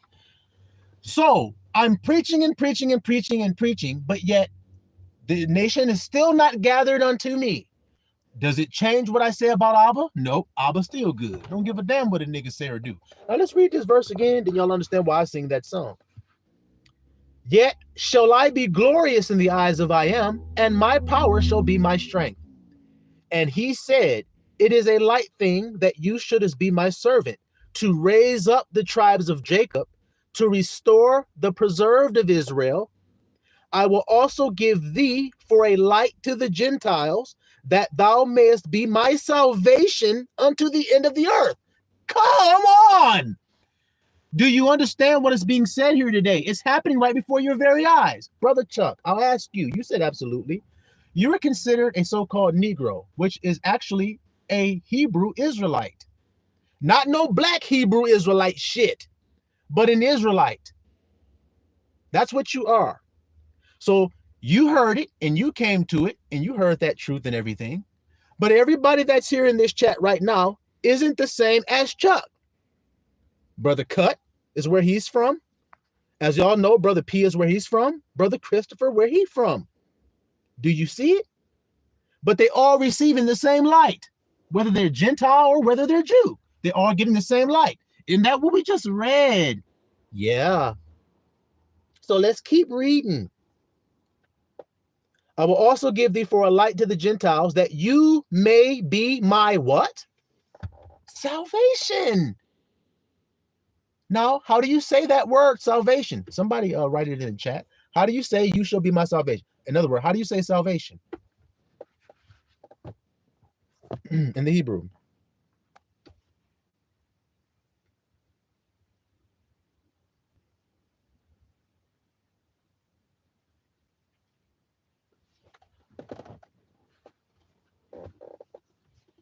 People like, grandson, you're saying you're doing this and you're doing that, but people don't even see you. Nobody even know. There's not even 20 people watching this video right now on your live stream.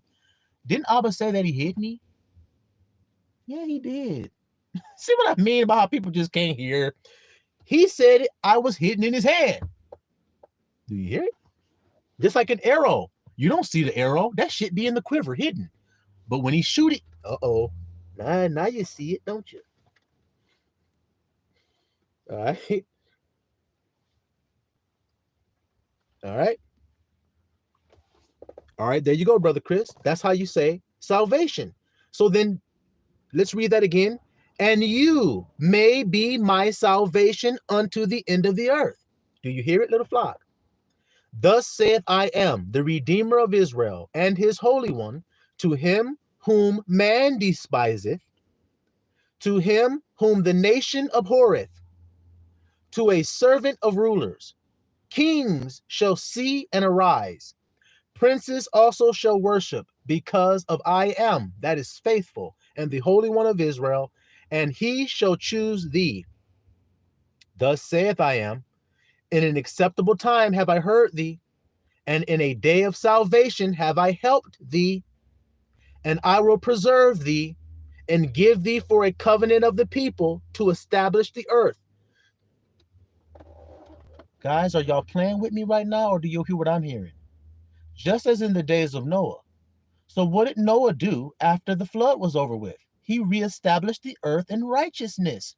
That's why the Bible called him the heir of righteousness, which is by faith. He inherited that. That's going to happen again. That's why it said, just as in the days of Noah, so shall be the coming of the Son of Man.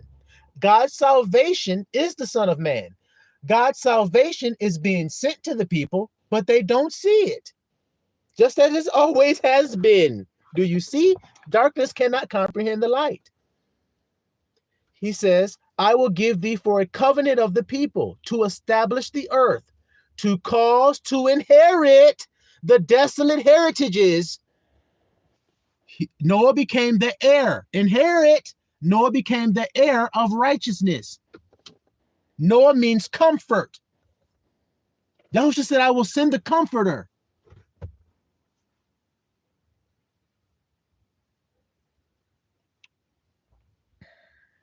Keep going. Let's keep going. That you may say to the prisoners, go forth. To them that are in darkness, show yourselves. What do? I told you guys. Okay, let's slow it down so then I can tell you again. Verse 9, that you may say to the prisoners, go forth. What did I tell you? I told those guys when I was in the prison. What did I tell those men?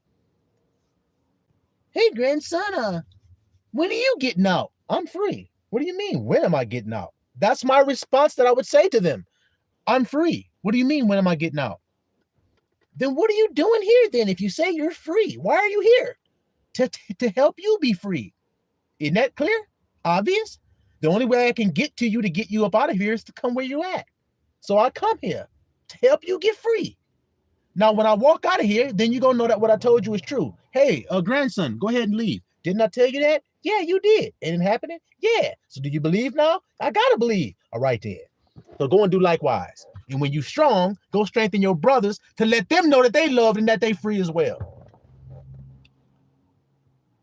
Do y'all understand that? Well, that's what we're reading. That you may say to the prisoners, go forth. I'm free.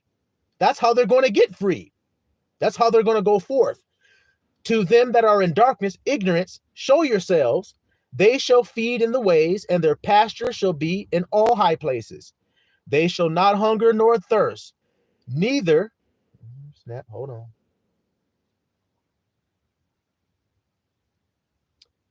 They shall not hunger nor thirst, verse 10, neither shall the heat nor sun smite them, for he that hath mercy on them shall lead them, even to the springs of water shall he guide them. And I will make all my mountains a way, and my highways shall be exalted. Behold, there shall come from far, and lo, these from the north, and from the west, and these from the land of Sinew. Sing, O heavens, and be joyful, O earth, and break forth into singing, O mountains, for I have comforted his people. Do you hear it? For I have comforted his people. What did I tell you? What did I tell you? It's all connecting like Legos, is it not? So how is God going to comfort his people? According to what we have read, how is God comforting his people? Somebody break it down in the chat. How is God comforting his people? Because we just read it. In case somebody's scratching their head wondering, how God going to comfort his people? How you doing it? That's my question.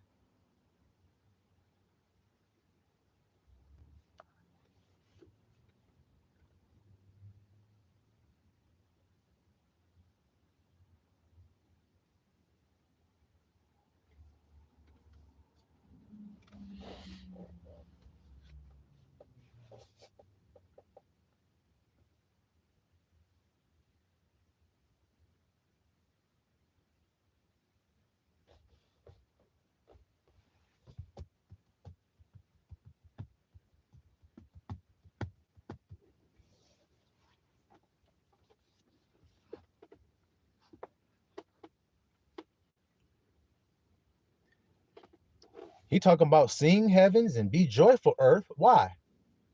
For he hath already comforted his people. How you do it? Skeet-and-dee-lee. He comforted his people, and he will have mercy upon his afflicted. Brother Chuck says, through the power of his name, I am loved. So how did you know that without hearing that?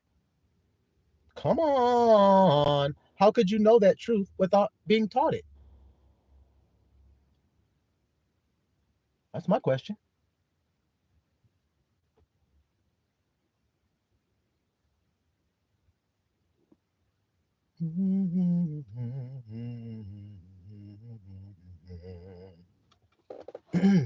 How did we start this whole chapter talking about God's servant and what this servant means and what this servant does? Isn't that what it says? And that's how Abba has comforted his people and shown mercy to the afflicted. That's what he said. Now, do the people that God has done this for, do they realize that he's done it this way? The way that I'm describing he's done it, which is by sending you his servant, which is the comfort that he's promised he would send, is to send his servant to remind you. Isn't that what he said? That's the comfort, right? Well, in case you guys don't know that, let's continue and keep reading and see what we see. So how do they respond to this being their comfort? But Zion said, which is where the comfort came from, Zion, right thought, you see? But the inhabitants of Zion, as we read about the daughters of Zion, see, haughty, stretch forth necks, prideful, arrogant. Do you see? So let's read here. But Zion said, I am have forsaken me, and I am have forgotten me. Do you hear it? So I'm not loved. That's what the people are saying. When the one comes and says, God love you, then they're going to say, I'm not loved. I'm not, I don't, that ain't with me. God don't think about me. And how do you say that? By feeling as though you're alone. That shows God that he's not with you.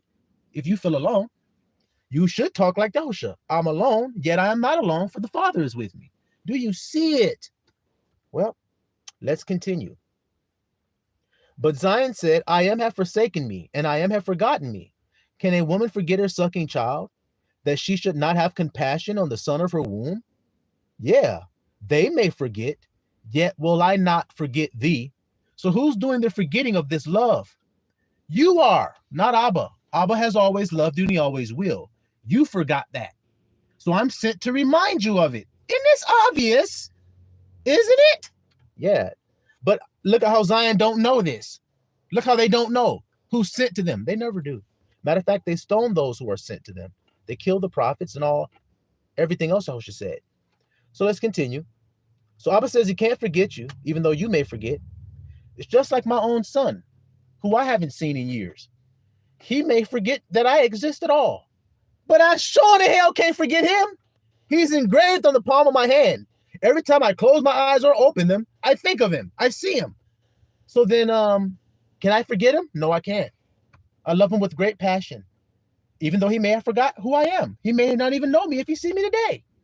Do you see how deep that is? Well, that's what Abba's saying. So who am I? You see? Behold, I have graven thee. See what I'm saying? I have graven thee upon the palms of my hands. Thy walls are continually before me. Your children shall make haste. Your destroyers and they that made thee waste shall go forth of thee. Lift up thine eyes round about, and behold, all these gather themselves together and come to thee as I live, says I am. You shall surely clothe thee with them all, as with an ornament, and bind them on thee as a bride doeth.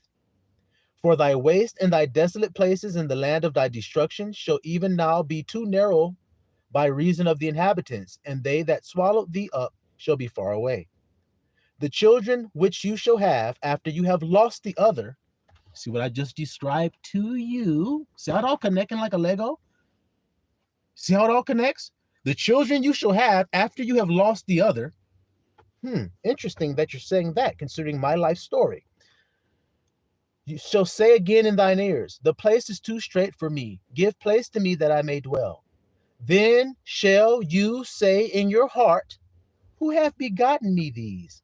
Where did these children come from that I got, Abba? Seeing I have lost my children and am desolate. See? A captive, removing to and fro. See?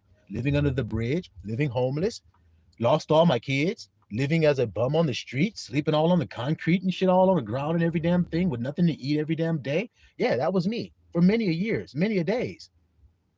You see, living in my car, sleeping in the car with a pregnant wife. She birthing the baby all in people's houses and shit randomly. Do you understand? These are things that literally happened. So how in the hell did you give me these children, Abba? How'd you do it? Well, that's what's being asked here. Interesting, huh?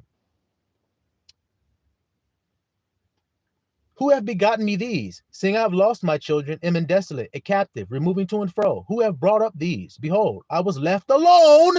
There it is again. These, where had they been? Thus Sam, I am power. Behold, I will lift mine hand to the Gentiles and set up my standard to the people.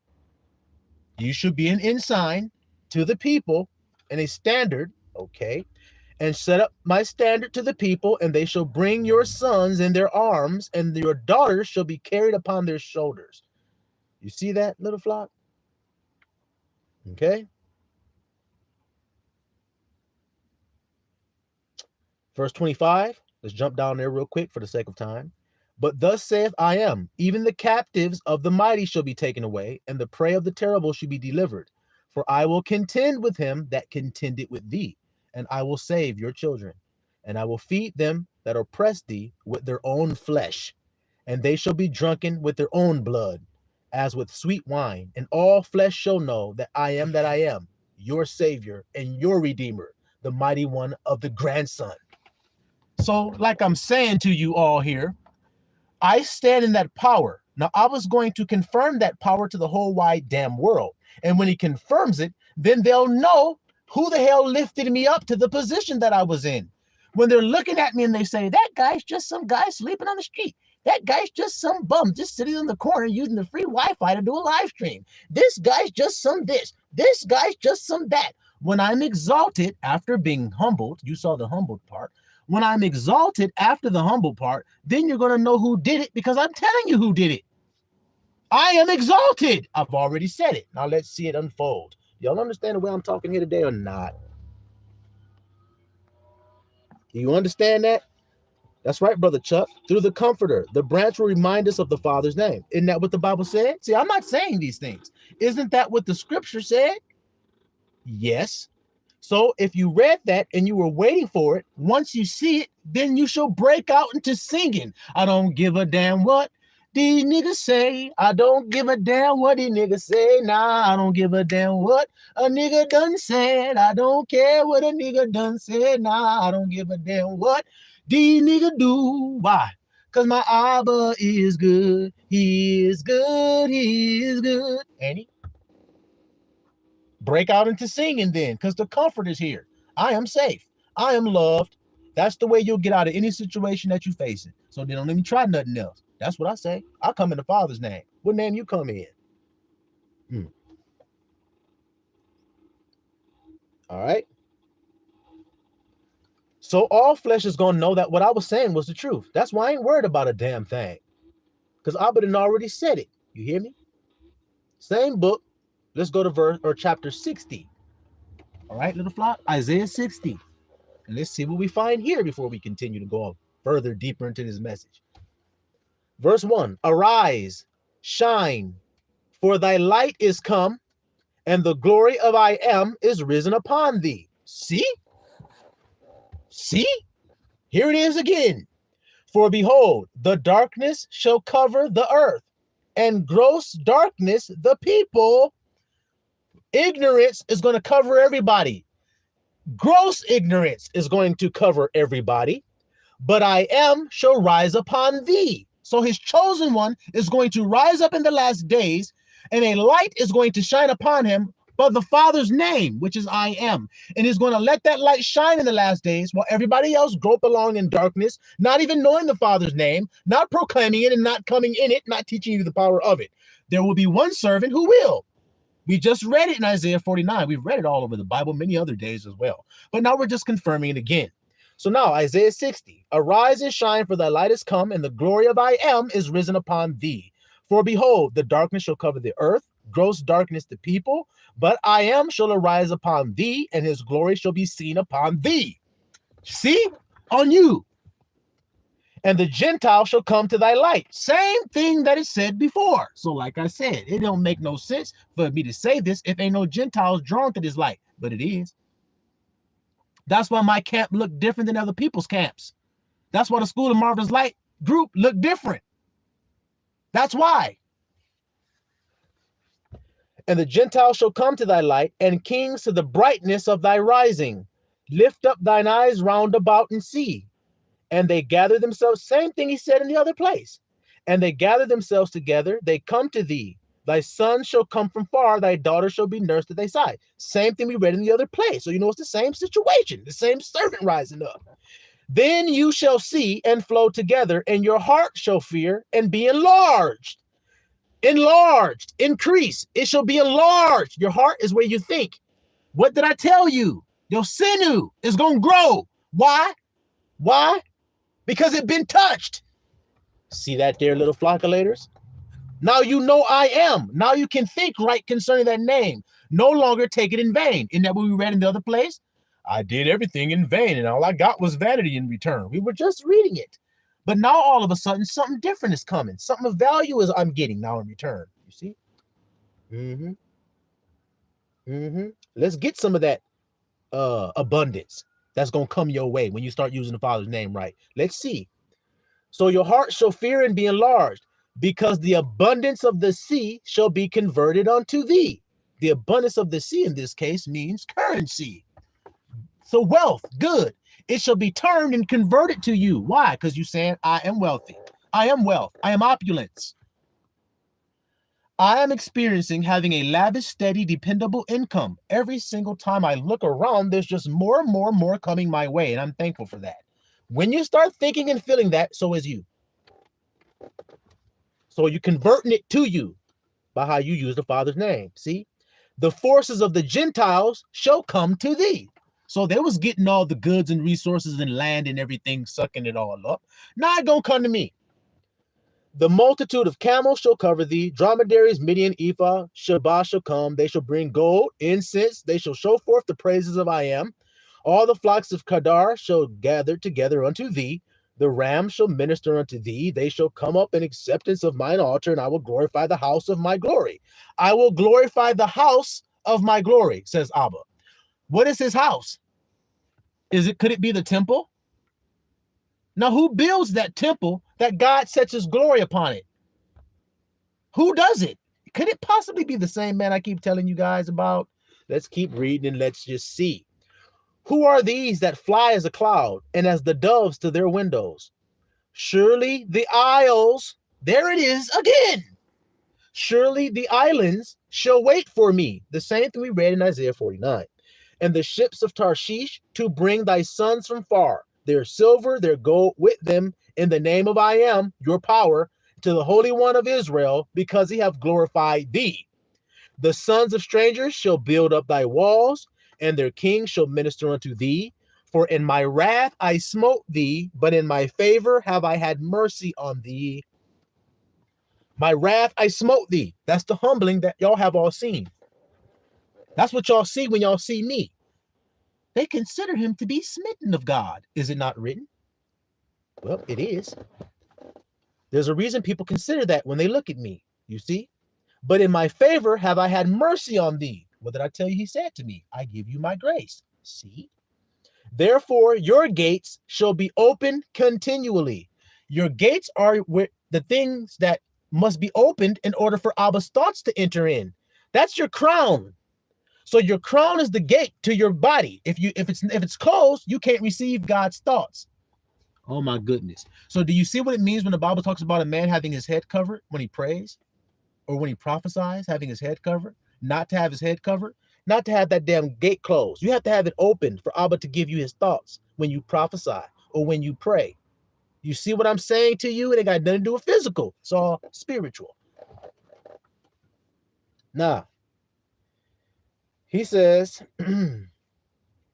therefore thy gate shall be open continually.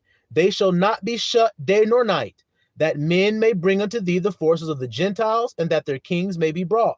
You see, all these high elevated thoughts are going to be brought to you now. For the nation and kingdom that will not serve you shall perish. Yeah, those nations shall be utterly wasted. You hear it today, little flock. Do you see? The glory of Lebanon shall come unto thee, the fir tree, the pine tree, the box together, to beautify the place of my sanctuary. See? It's about Abba's place that he has chosen to put his feet. I can't rest till my enemies be made my footstool. Ain't that what's written? So his feet got to go somewhere. Who's going to set up the footstool for his feet? Well, we're reading it right now. To beautify the place of my sanctuary, and I will make the place of my feet glorious. See? Abba want to go somewhere. He didn't already choose his servant that he going to go to and put his feet there and beautify it. Didn't he say it, little flock? Yeah. Let's continue because I got a whole lot more reading to do, so let's keep reading. All right. The sons of them that afflicted thee shall come bending unto thee, and all they that despise thee shall bow themselves down at the soles of your feet.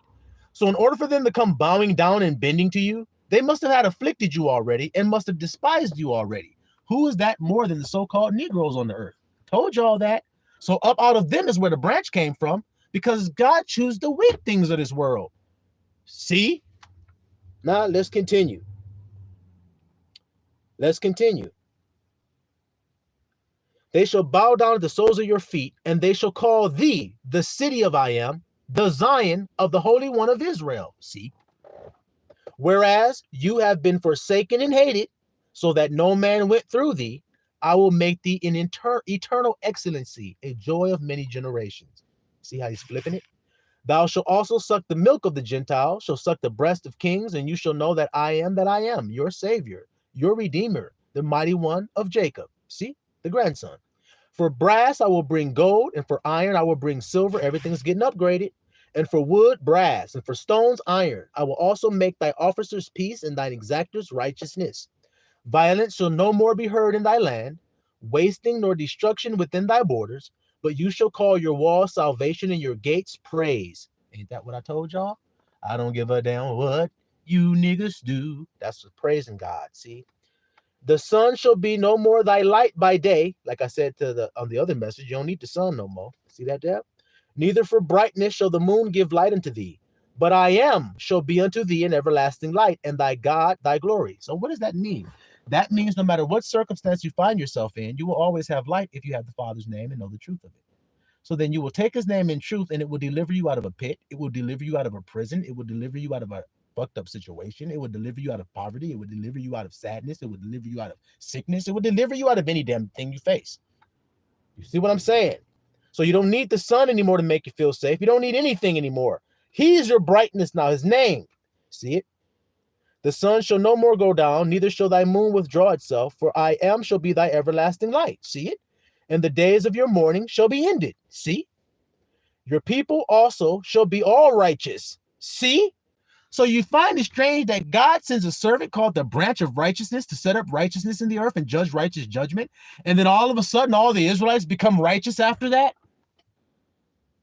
Didn't he say he chose this servant to establish the new earth? Isn't that what he said? So who establishes the new earth? Jacob is the beginning that followed. The grandson of God sets it up.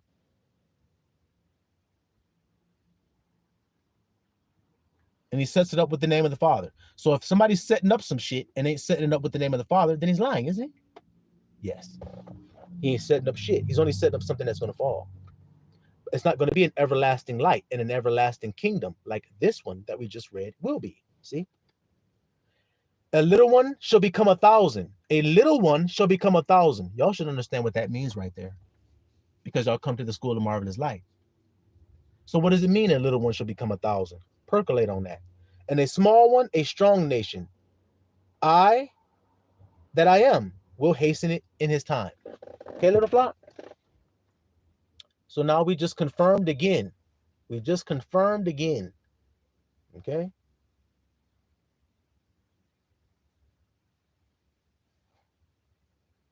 Now let's go to the book of Zechariah.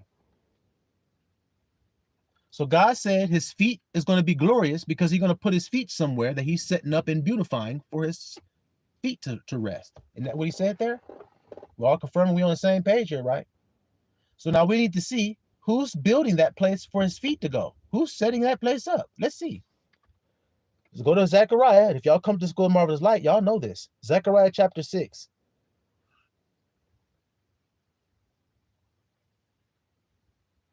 Okay. And remember, God said that's his salvation, is that servant. Isn't that what he said? That's the salvation that he's going to send. Is his servant. We just read it.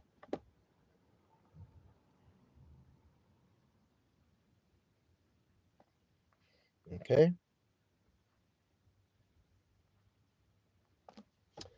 Christopher says, have you ever linked the engraving of the palms of the hands to Yahushua being on the cross? He got the scars on his hands for us. The tetragrammaton, Brother Chris, or the Yod He Vav He, they call it, YHWH. What does it mean?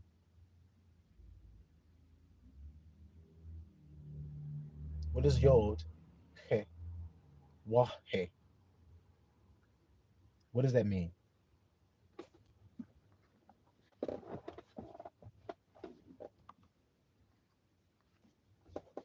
Isn't that what he said, Brother Cut? That he hid it from the wise and the prudent? Isn't that what he said? And has shown it unto babes? Isn't that what he said? That's what he said.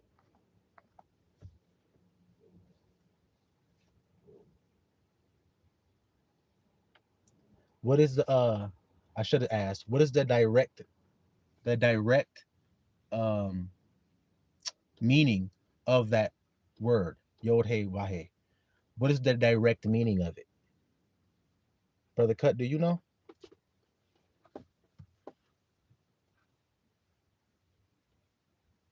The He is behold. Okay, so I'm giving you a little clue. He means behold, and there's two He, so that's two beholds. So it's behold something, behold something. What are you beholding? Two things. What are those two things that you're beholding? The Yod, that's one. What is Yod or Yod? What does it mean? And then, as they say, Vav or the Wah. What does that mean? Okay. Brother Cut, are you familiar? Maybe you can help Brother Chris out. And if not, then I'll go ahead and clarify. Okay. So Yod, Hey, hand, or behold the hand. See? And Wah would be nail. You see that? Nail. So behold the hand, behold the nail. Do you see it there, Brother Chris? While I'm breaking down for you, hopefully you can. Behold the hand, behold the nail. You see? All right, so let's continue. Zechariah chapter 6 and verse 9. And the word of I am came unto me, saying, take of them of the captivity. See how the servant was saying in the other place? Man, I'm desolate. I'm captive, going from to and fro, man. Come on. Isn't that what we read in the other place? Yeah. Take them of the captivity, even of Heldai, Tobiah, Jediah, which are come from Babylon, and come thou the same day, and go into the house of Josiah, the son of Zephaniah.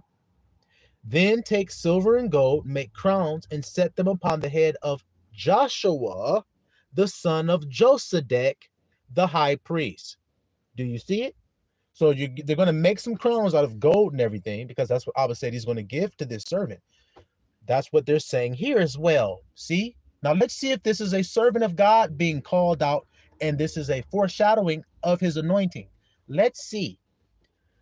Take silver and gold, make crowns, set them upon the head of Joshua. What does the name Joshua mean? It's the same name as the world calls Jesus. It's the same name. What does it mean? What does Joshua mean?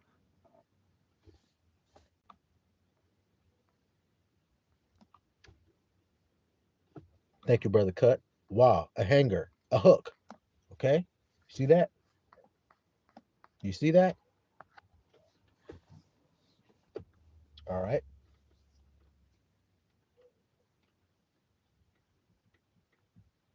So what does the name Joshua mean?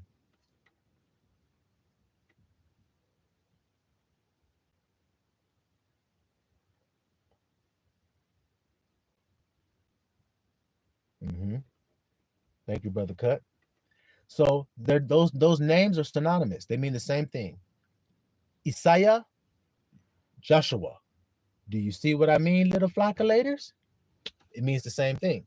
So it means to deliver or to save or salvation. That's right. I am salvation or I am saved. Do you see it, little flockulators? So God said that's how he's going to send his salvation in the last days is through a servant, right? Isn't that what he said? All right. So let's see what he says here. He says, put them on the head of Joshua, the son of Jehozadak. What does that name mean? Yosadek.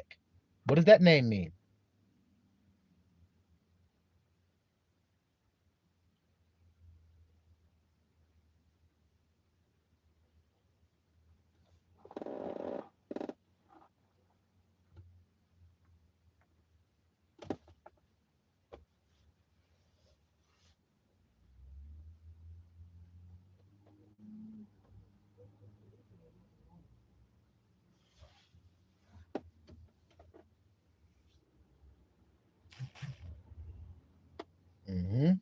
That's right, Brother Cut.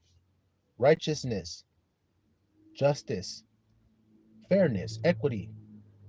In other words, righteousness. Sadek. As soon as you see Sadek, you know that means righteousness. You see Sadek also in that name, Malachi Sadek or Melchizedek. You see what I mean? It means righteousness. So then, salvation, the son of righteousness, the high priest. Do you see how that's going when you understand what the names mean? So God's salvation is a son of righteousness, the grandson of right thought. You see how it all connecting like a Lego? You can't get no kind of chink in it or no kind of break in the shit, no kind of way. Okay, there's a reason that it's like that. Let's keep reading. So once you put the crown on salvation, the son of righteousness head, speaking to him, saying, thus speaketh I am of armies, saying, behold the man whose name is the branch. So we know this is a man. We know he has a name, and we know that name is the branch. And we also know that name is in all capital letters in the Bible. For a reason it is. It's in all capital letters, the branch. Now, did Yahushua say he was the branch, or did Yahushua say he's the true vine? Which one did he say, guys? It's my question. I'll let him tell you guys. Did he say he was the man whose name is the branch? Did he ever say that? Did he ever say it once? And did anybody refer to him as the man named the branch? Did anybody do that? That's my question.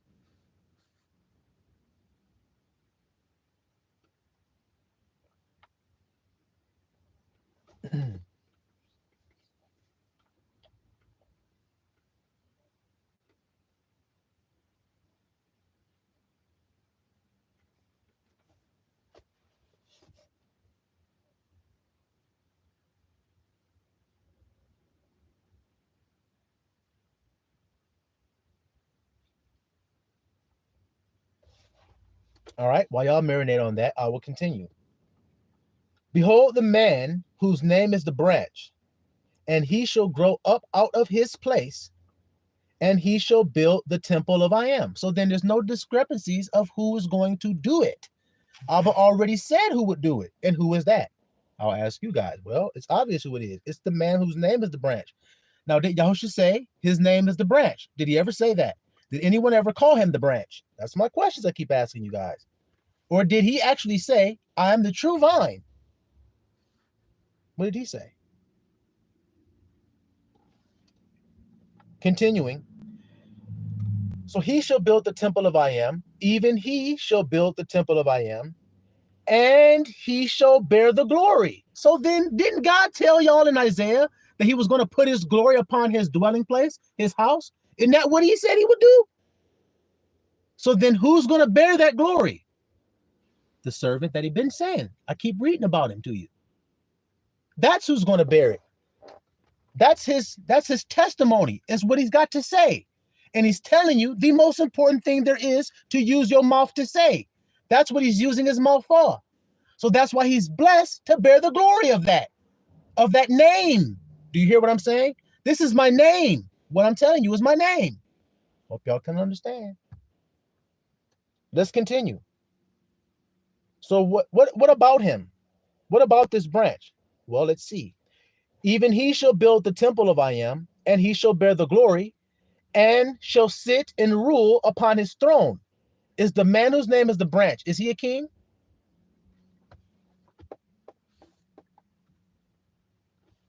Isn't that what he said, Brother Cut? You are the branches. So how you making it so clear, but people just can't see it because they blind? Yeah, Yahusha is the branch. Yahusha is the man whose name is the branch. So then how come when he came, he said, I am the true vine.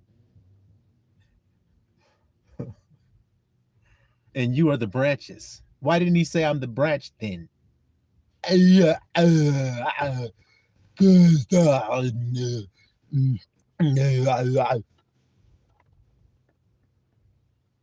So now, is he a king? That's my question. This man whose name is the branch, he shall sit and rule upon his throne. So is he a king? Well, it's obvious. Next question. And he shall be a priest upon his throne. So he's a king, and is he a priest as well? Now, the reason why I'm bringing that little point up and calling that out real quick about him being a priest is because I have heard other people say that the one who's to come in the end days, God's salvation that's to come to the earth in the last days, ain't a priest. That's what I've heard. He's a king. He ain't no priest. Well, what are we seeing here? That's why I'm asking you guys. Is the branch a king? And is he a priest? Is he both of them? That's my question. Is he both? Why they put the crown on his head if he ain't? Why he's sitting on the throne if he ain't? And he shall be a priest upon his throne, and the council of peace shall be between them both. And the crowns shall be to Helem, Tobiah, Jediah, Hin, okay, blah, blah, blah, blah, blah, blah, blah, blah, blah. Okay? And they that are far off shall come and build in the temple of I am, which is what we were reading in Isaiah. The Gentile gonna come help you and build up in your walls and stuff. See, that's what we just read here again. And you shall know that I am of hosts have sent me unto you. Same thing he said in the other place.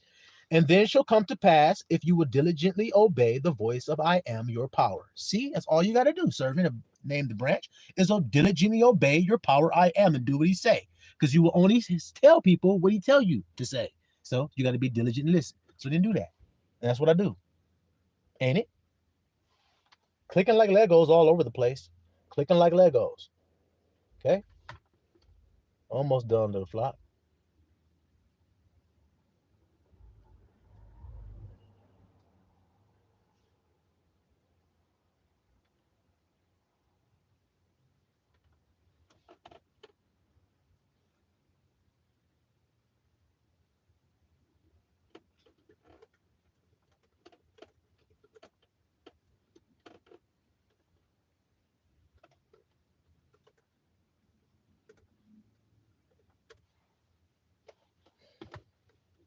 All right, little flock, go to Jeremiah chapter 23.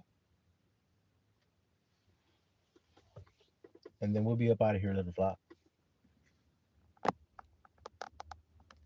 Okay? Then we'll be up out of here. Jeremiah 23. Let's go to verse 5. Behold, the days come, says I am, that I will raise unto David a righteous branch. See how branch got a capital B there? See? I would raise unto David a righteous branch, and a king shall reign and prosper. I asked you, was he a king? And a king shall reign and prosper, and shall execute judgment and justice in the earth. See that word justice there? In his days, so when he's alive, Judah shall be saved, and Israel shall dwell safely. So do you see when God says, when that servant comes, break out into singing? That's what I keep telling you guys. Why should you break out into singing when that servant, the branch, comes? Because in his days, Judah and Israel shall be saved, and they shall dwell safely. Isn't that what it says? Now watch this part right here. And this is his name, whereby he shall be called. It's in all capital letters again. This is the name where he should be called. I am our righteousness. That's who I am. I am the righteousness of the nation of Israel. I am the right thinking of my people. Whether they will hear me or forbear me, I am the right thinking of my people. And I dare any of my people to step forward and tell me that I'm not. If they can do it, then I'll be quiet. If they don't do it, then I'm going to keep on talking. And they're not going to do it. That's why I keep on talking, because they can't do it. I know that's the case, and that's why I keep talking. Do y'all understand all of this is going on here? I hope you do. This is the name where he shall be called, the Lord our righteousness. You see that? Now, what's going to happen when this servant comes, as we've been reading? Therefore, behold, the days come, says I am, that they shall no more say, I am lives, which brought the children of Israel out of the land of Egypt. So he delivered the children of Israel out of Egypt, and that's what they know Abba for doing. But they're not going to say that anymore. But I am live, which brought up and which led the seed of the house of Israel out of the north country, and from all the countries whither I have driven them, and they shall dwell in their own land.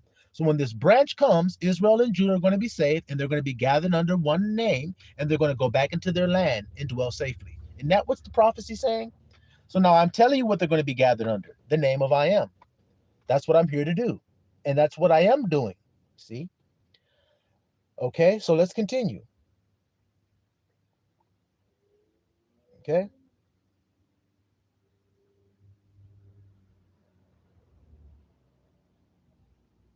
That was Jeremiah 23. Now you notice it said, this is the name whereby he shall be called. Y'all saw that? Now, what did I start this message off about saying in the last live stream as well? About male and female becoming one again. You have to do that. I'm male and female already. I'm already married within myself. That's how come I can produce offspring. See, I can produce experiences based upon my thoughts and feelings willingly. Do y'all hear that?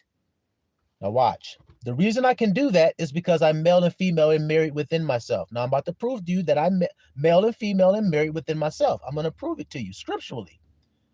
You just read in Jeremiah 23 about a man that's to come, that's going to rise up to David. He's going to sit in David's throne, and he's going to rule as a king from that throne. He should also be a priest as well. You see it? Now, Jeremiah 33, same book, 10 chapters down the line. Jeremiah 33, we'll start at verse.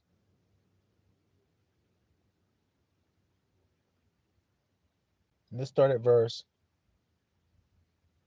14. Okay? Verse 14. Behold, the days come, says I am, that I will perform that good thing which I have promised unto the house of Israel and the house of Judah. See? So God made them a promise. What was the promise? That they would dwell safely. They would have no more tears. They would dwell in their own land safely. They will build up the desolate places and so on and so forth, as we've been reading today. That's the promises. Now, when will he do it? Let's see. God is keep telling you he keeps on telling you when he'll do it, but let's just knock another one over the head again. Knock another whack-a-mole down into his hole. Let's do it. Behold, the days come, says I am, that I'll perform that good thing which I have promised to the house of Israel, to the house of Judah. In those days and at that time will I cause the branch of righteousness to grow up unto David. See? Does it change? No. Who's the branch of righteousness? God's servant. Isn't it true? So that's when God is going to save his people. When he rises up, his servant named the branch. Is that clear for everybody to hear? In those days and at that time will I cause the branch of righteousness to grow up unto David, and he, see, that same servant, he shall execute judgment and righteousness in the land. See it? One place says justice, one place says righteousness. See? In those days shall Judah be saved. Look at this. And Jerusalem shall dwell safely. Same thing he said in the other place, right? Watch what he says about the name and watch this little change in the nuance. Watch when you see it. And this is the name wherewith she shall be called. Wait, didn't it say he in the other place? But now it says she. Now let's see if she has the same name as the one written in the other place. This is the name wherewith she shall be called. I am our righteousness. Isn't that what it says? So why does it say he in one place and why does it say she in the other? None of these niggas in the world can break that down for you because they simply just the fuck don't know. But it's ironic that I do. So I'm going to break it down for you so effortlessly like I always do because I am that servant. So what does it mean there? Well, let's read it one more time. This is the name wherewith she shall be called. Well, male and female created he them and called their name Adam. He called them by one name. So then in the end, if the end is the beginning, then male and female will he create them and call them by one new name. What is that one name he's going to call this new Adam by? He's going to call him, or this new Abel by. See the new grandson. Who is he going to call him by? He's going to call him, I am our righteousness.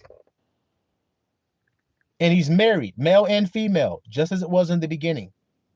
And I proved it to you through the scriptures and through the prophets, because there's no other reason why I would say he in one place and she in the other than what I have told you. So then what happens here, Abba, when you set up this Lord of righteousness? For thus saith I am, David shall never lack a man to sit upon the throne of the house of Israel. See that? Neither shall the priests, the Levites, lack a man before me to offer offerings, to kindle meat offerings, to do sacrifice continually. You see? All right.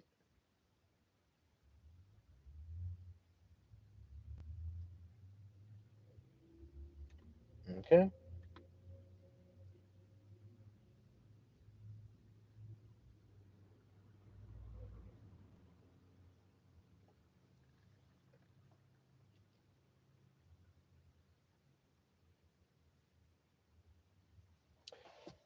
All right. Now, Brother Cut had brought up some Psalms. In the last live stream, I wasn't able to get to it because my device died. So before we get out of this live stream, before we end this live stream, I should say, I'm going to read two Psalms to you guys. The first one is Psalm 85. It's what the first Psalm he brought to our attention, Brother Cut, that is. So let's read that together, and then we're going to end this message, little plot. Okay? That's right, Brother Cut. Yahushua Kinu. That's my name. See it? I've been telling y'all that. Psalm 85. You have been favorable unto your land. You have brought back the captivity of Jacob. And we just read how he's going to do it and when he will do it. You have forgiven the iniquity of your people. You have covered all their sin. You hear that, little flock? Selah.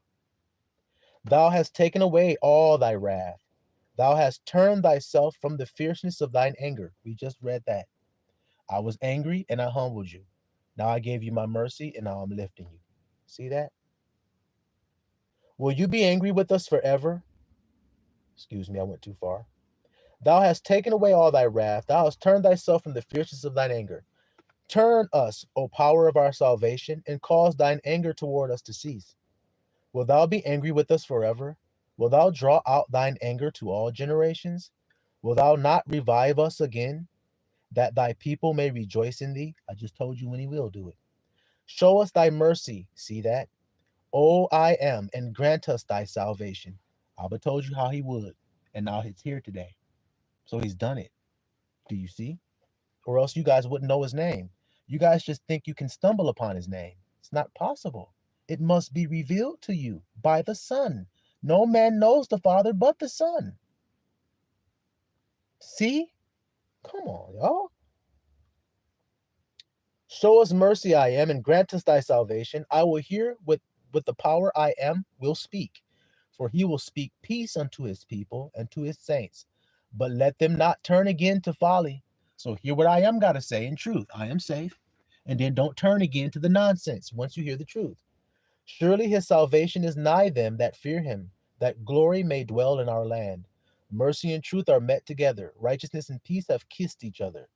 Truth shall spring out of the earth, and righteousness shall look down from heaven. Yeah, I am shall give that which is good, and our land shall yield her increase. Righteousness shall go before him, and shall set us in the way of his steps. Isn't that what we've just been reading? Yeah, I'd say so. All right. Psalm 136, little flock. Okay. Now, I ain't got time to read that right now, unfortunately, because my device is about to die. But I'll let you guys read it in your own time. Psalm 136. Okay. I'll read the first couple lines because it got to do with that song I like singing. Oh, give thanks unto I am, for he is good. Because my Abba is good. He is good. He is good. Okay? For his mercy endureth forever. Oh, give thanks unto the power of powers, for his mercy endureth forever. Give thanks to I am, for his mercy endureth forever. Do y'all hear that, little flock? His mercy endureth forever. And you're going to read that over and over and over again. You keep reading. All right? So that's all, little flock, on that message. The sinew that grew, he shall grow up out of his place. And when he grows up out of his place, then he ain't never shrinking again. And neither will you when you sprout. Do you see it, little flockulators? So y'all be blessed today. And I hope that was edifying to all of those who heard it and all those who partook of this meal. I hope it was satisfying to the taste as well as to the belly. So y'all be blessed today, little flockulators. And hopefully Abba will allow us to do this again soon, if it be his will. And show us more of his mysteries, little flock, because that's what kings love to do. Search out the mysteries of I am. Peace, peace to you, Brother Cut. Thank you for your help as well, for sharing those scriptures with us. Thank you for that, my brother. But y'all be blessed, man. Peace, peace to the brotherhood. Salawam Israel.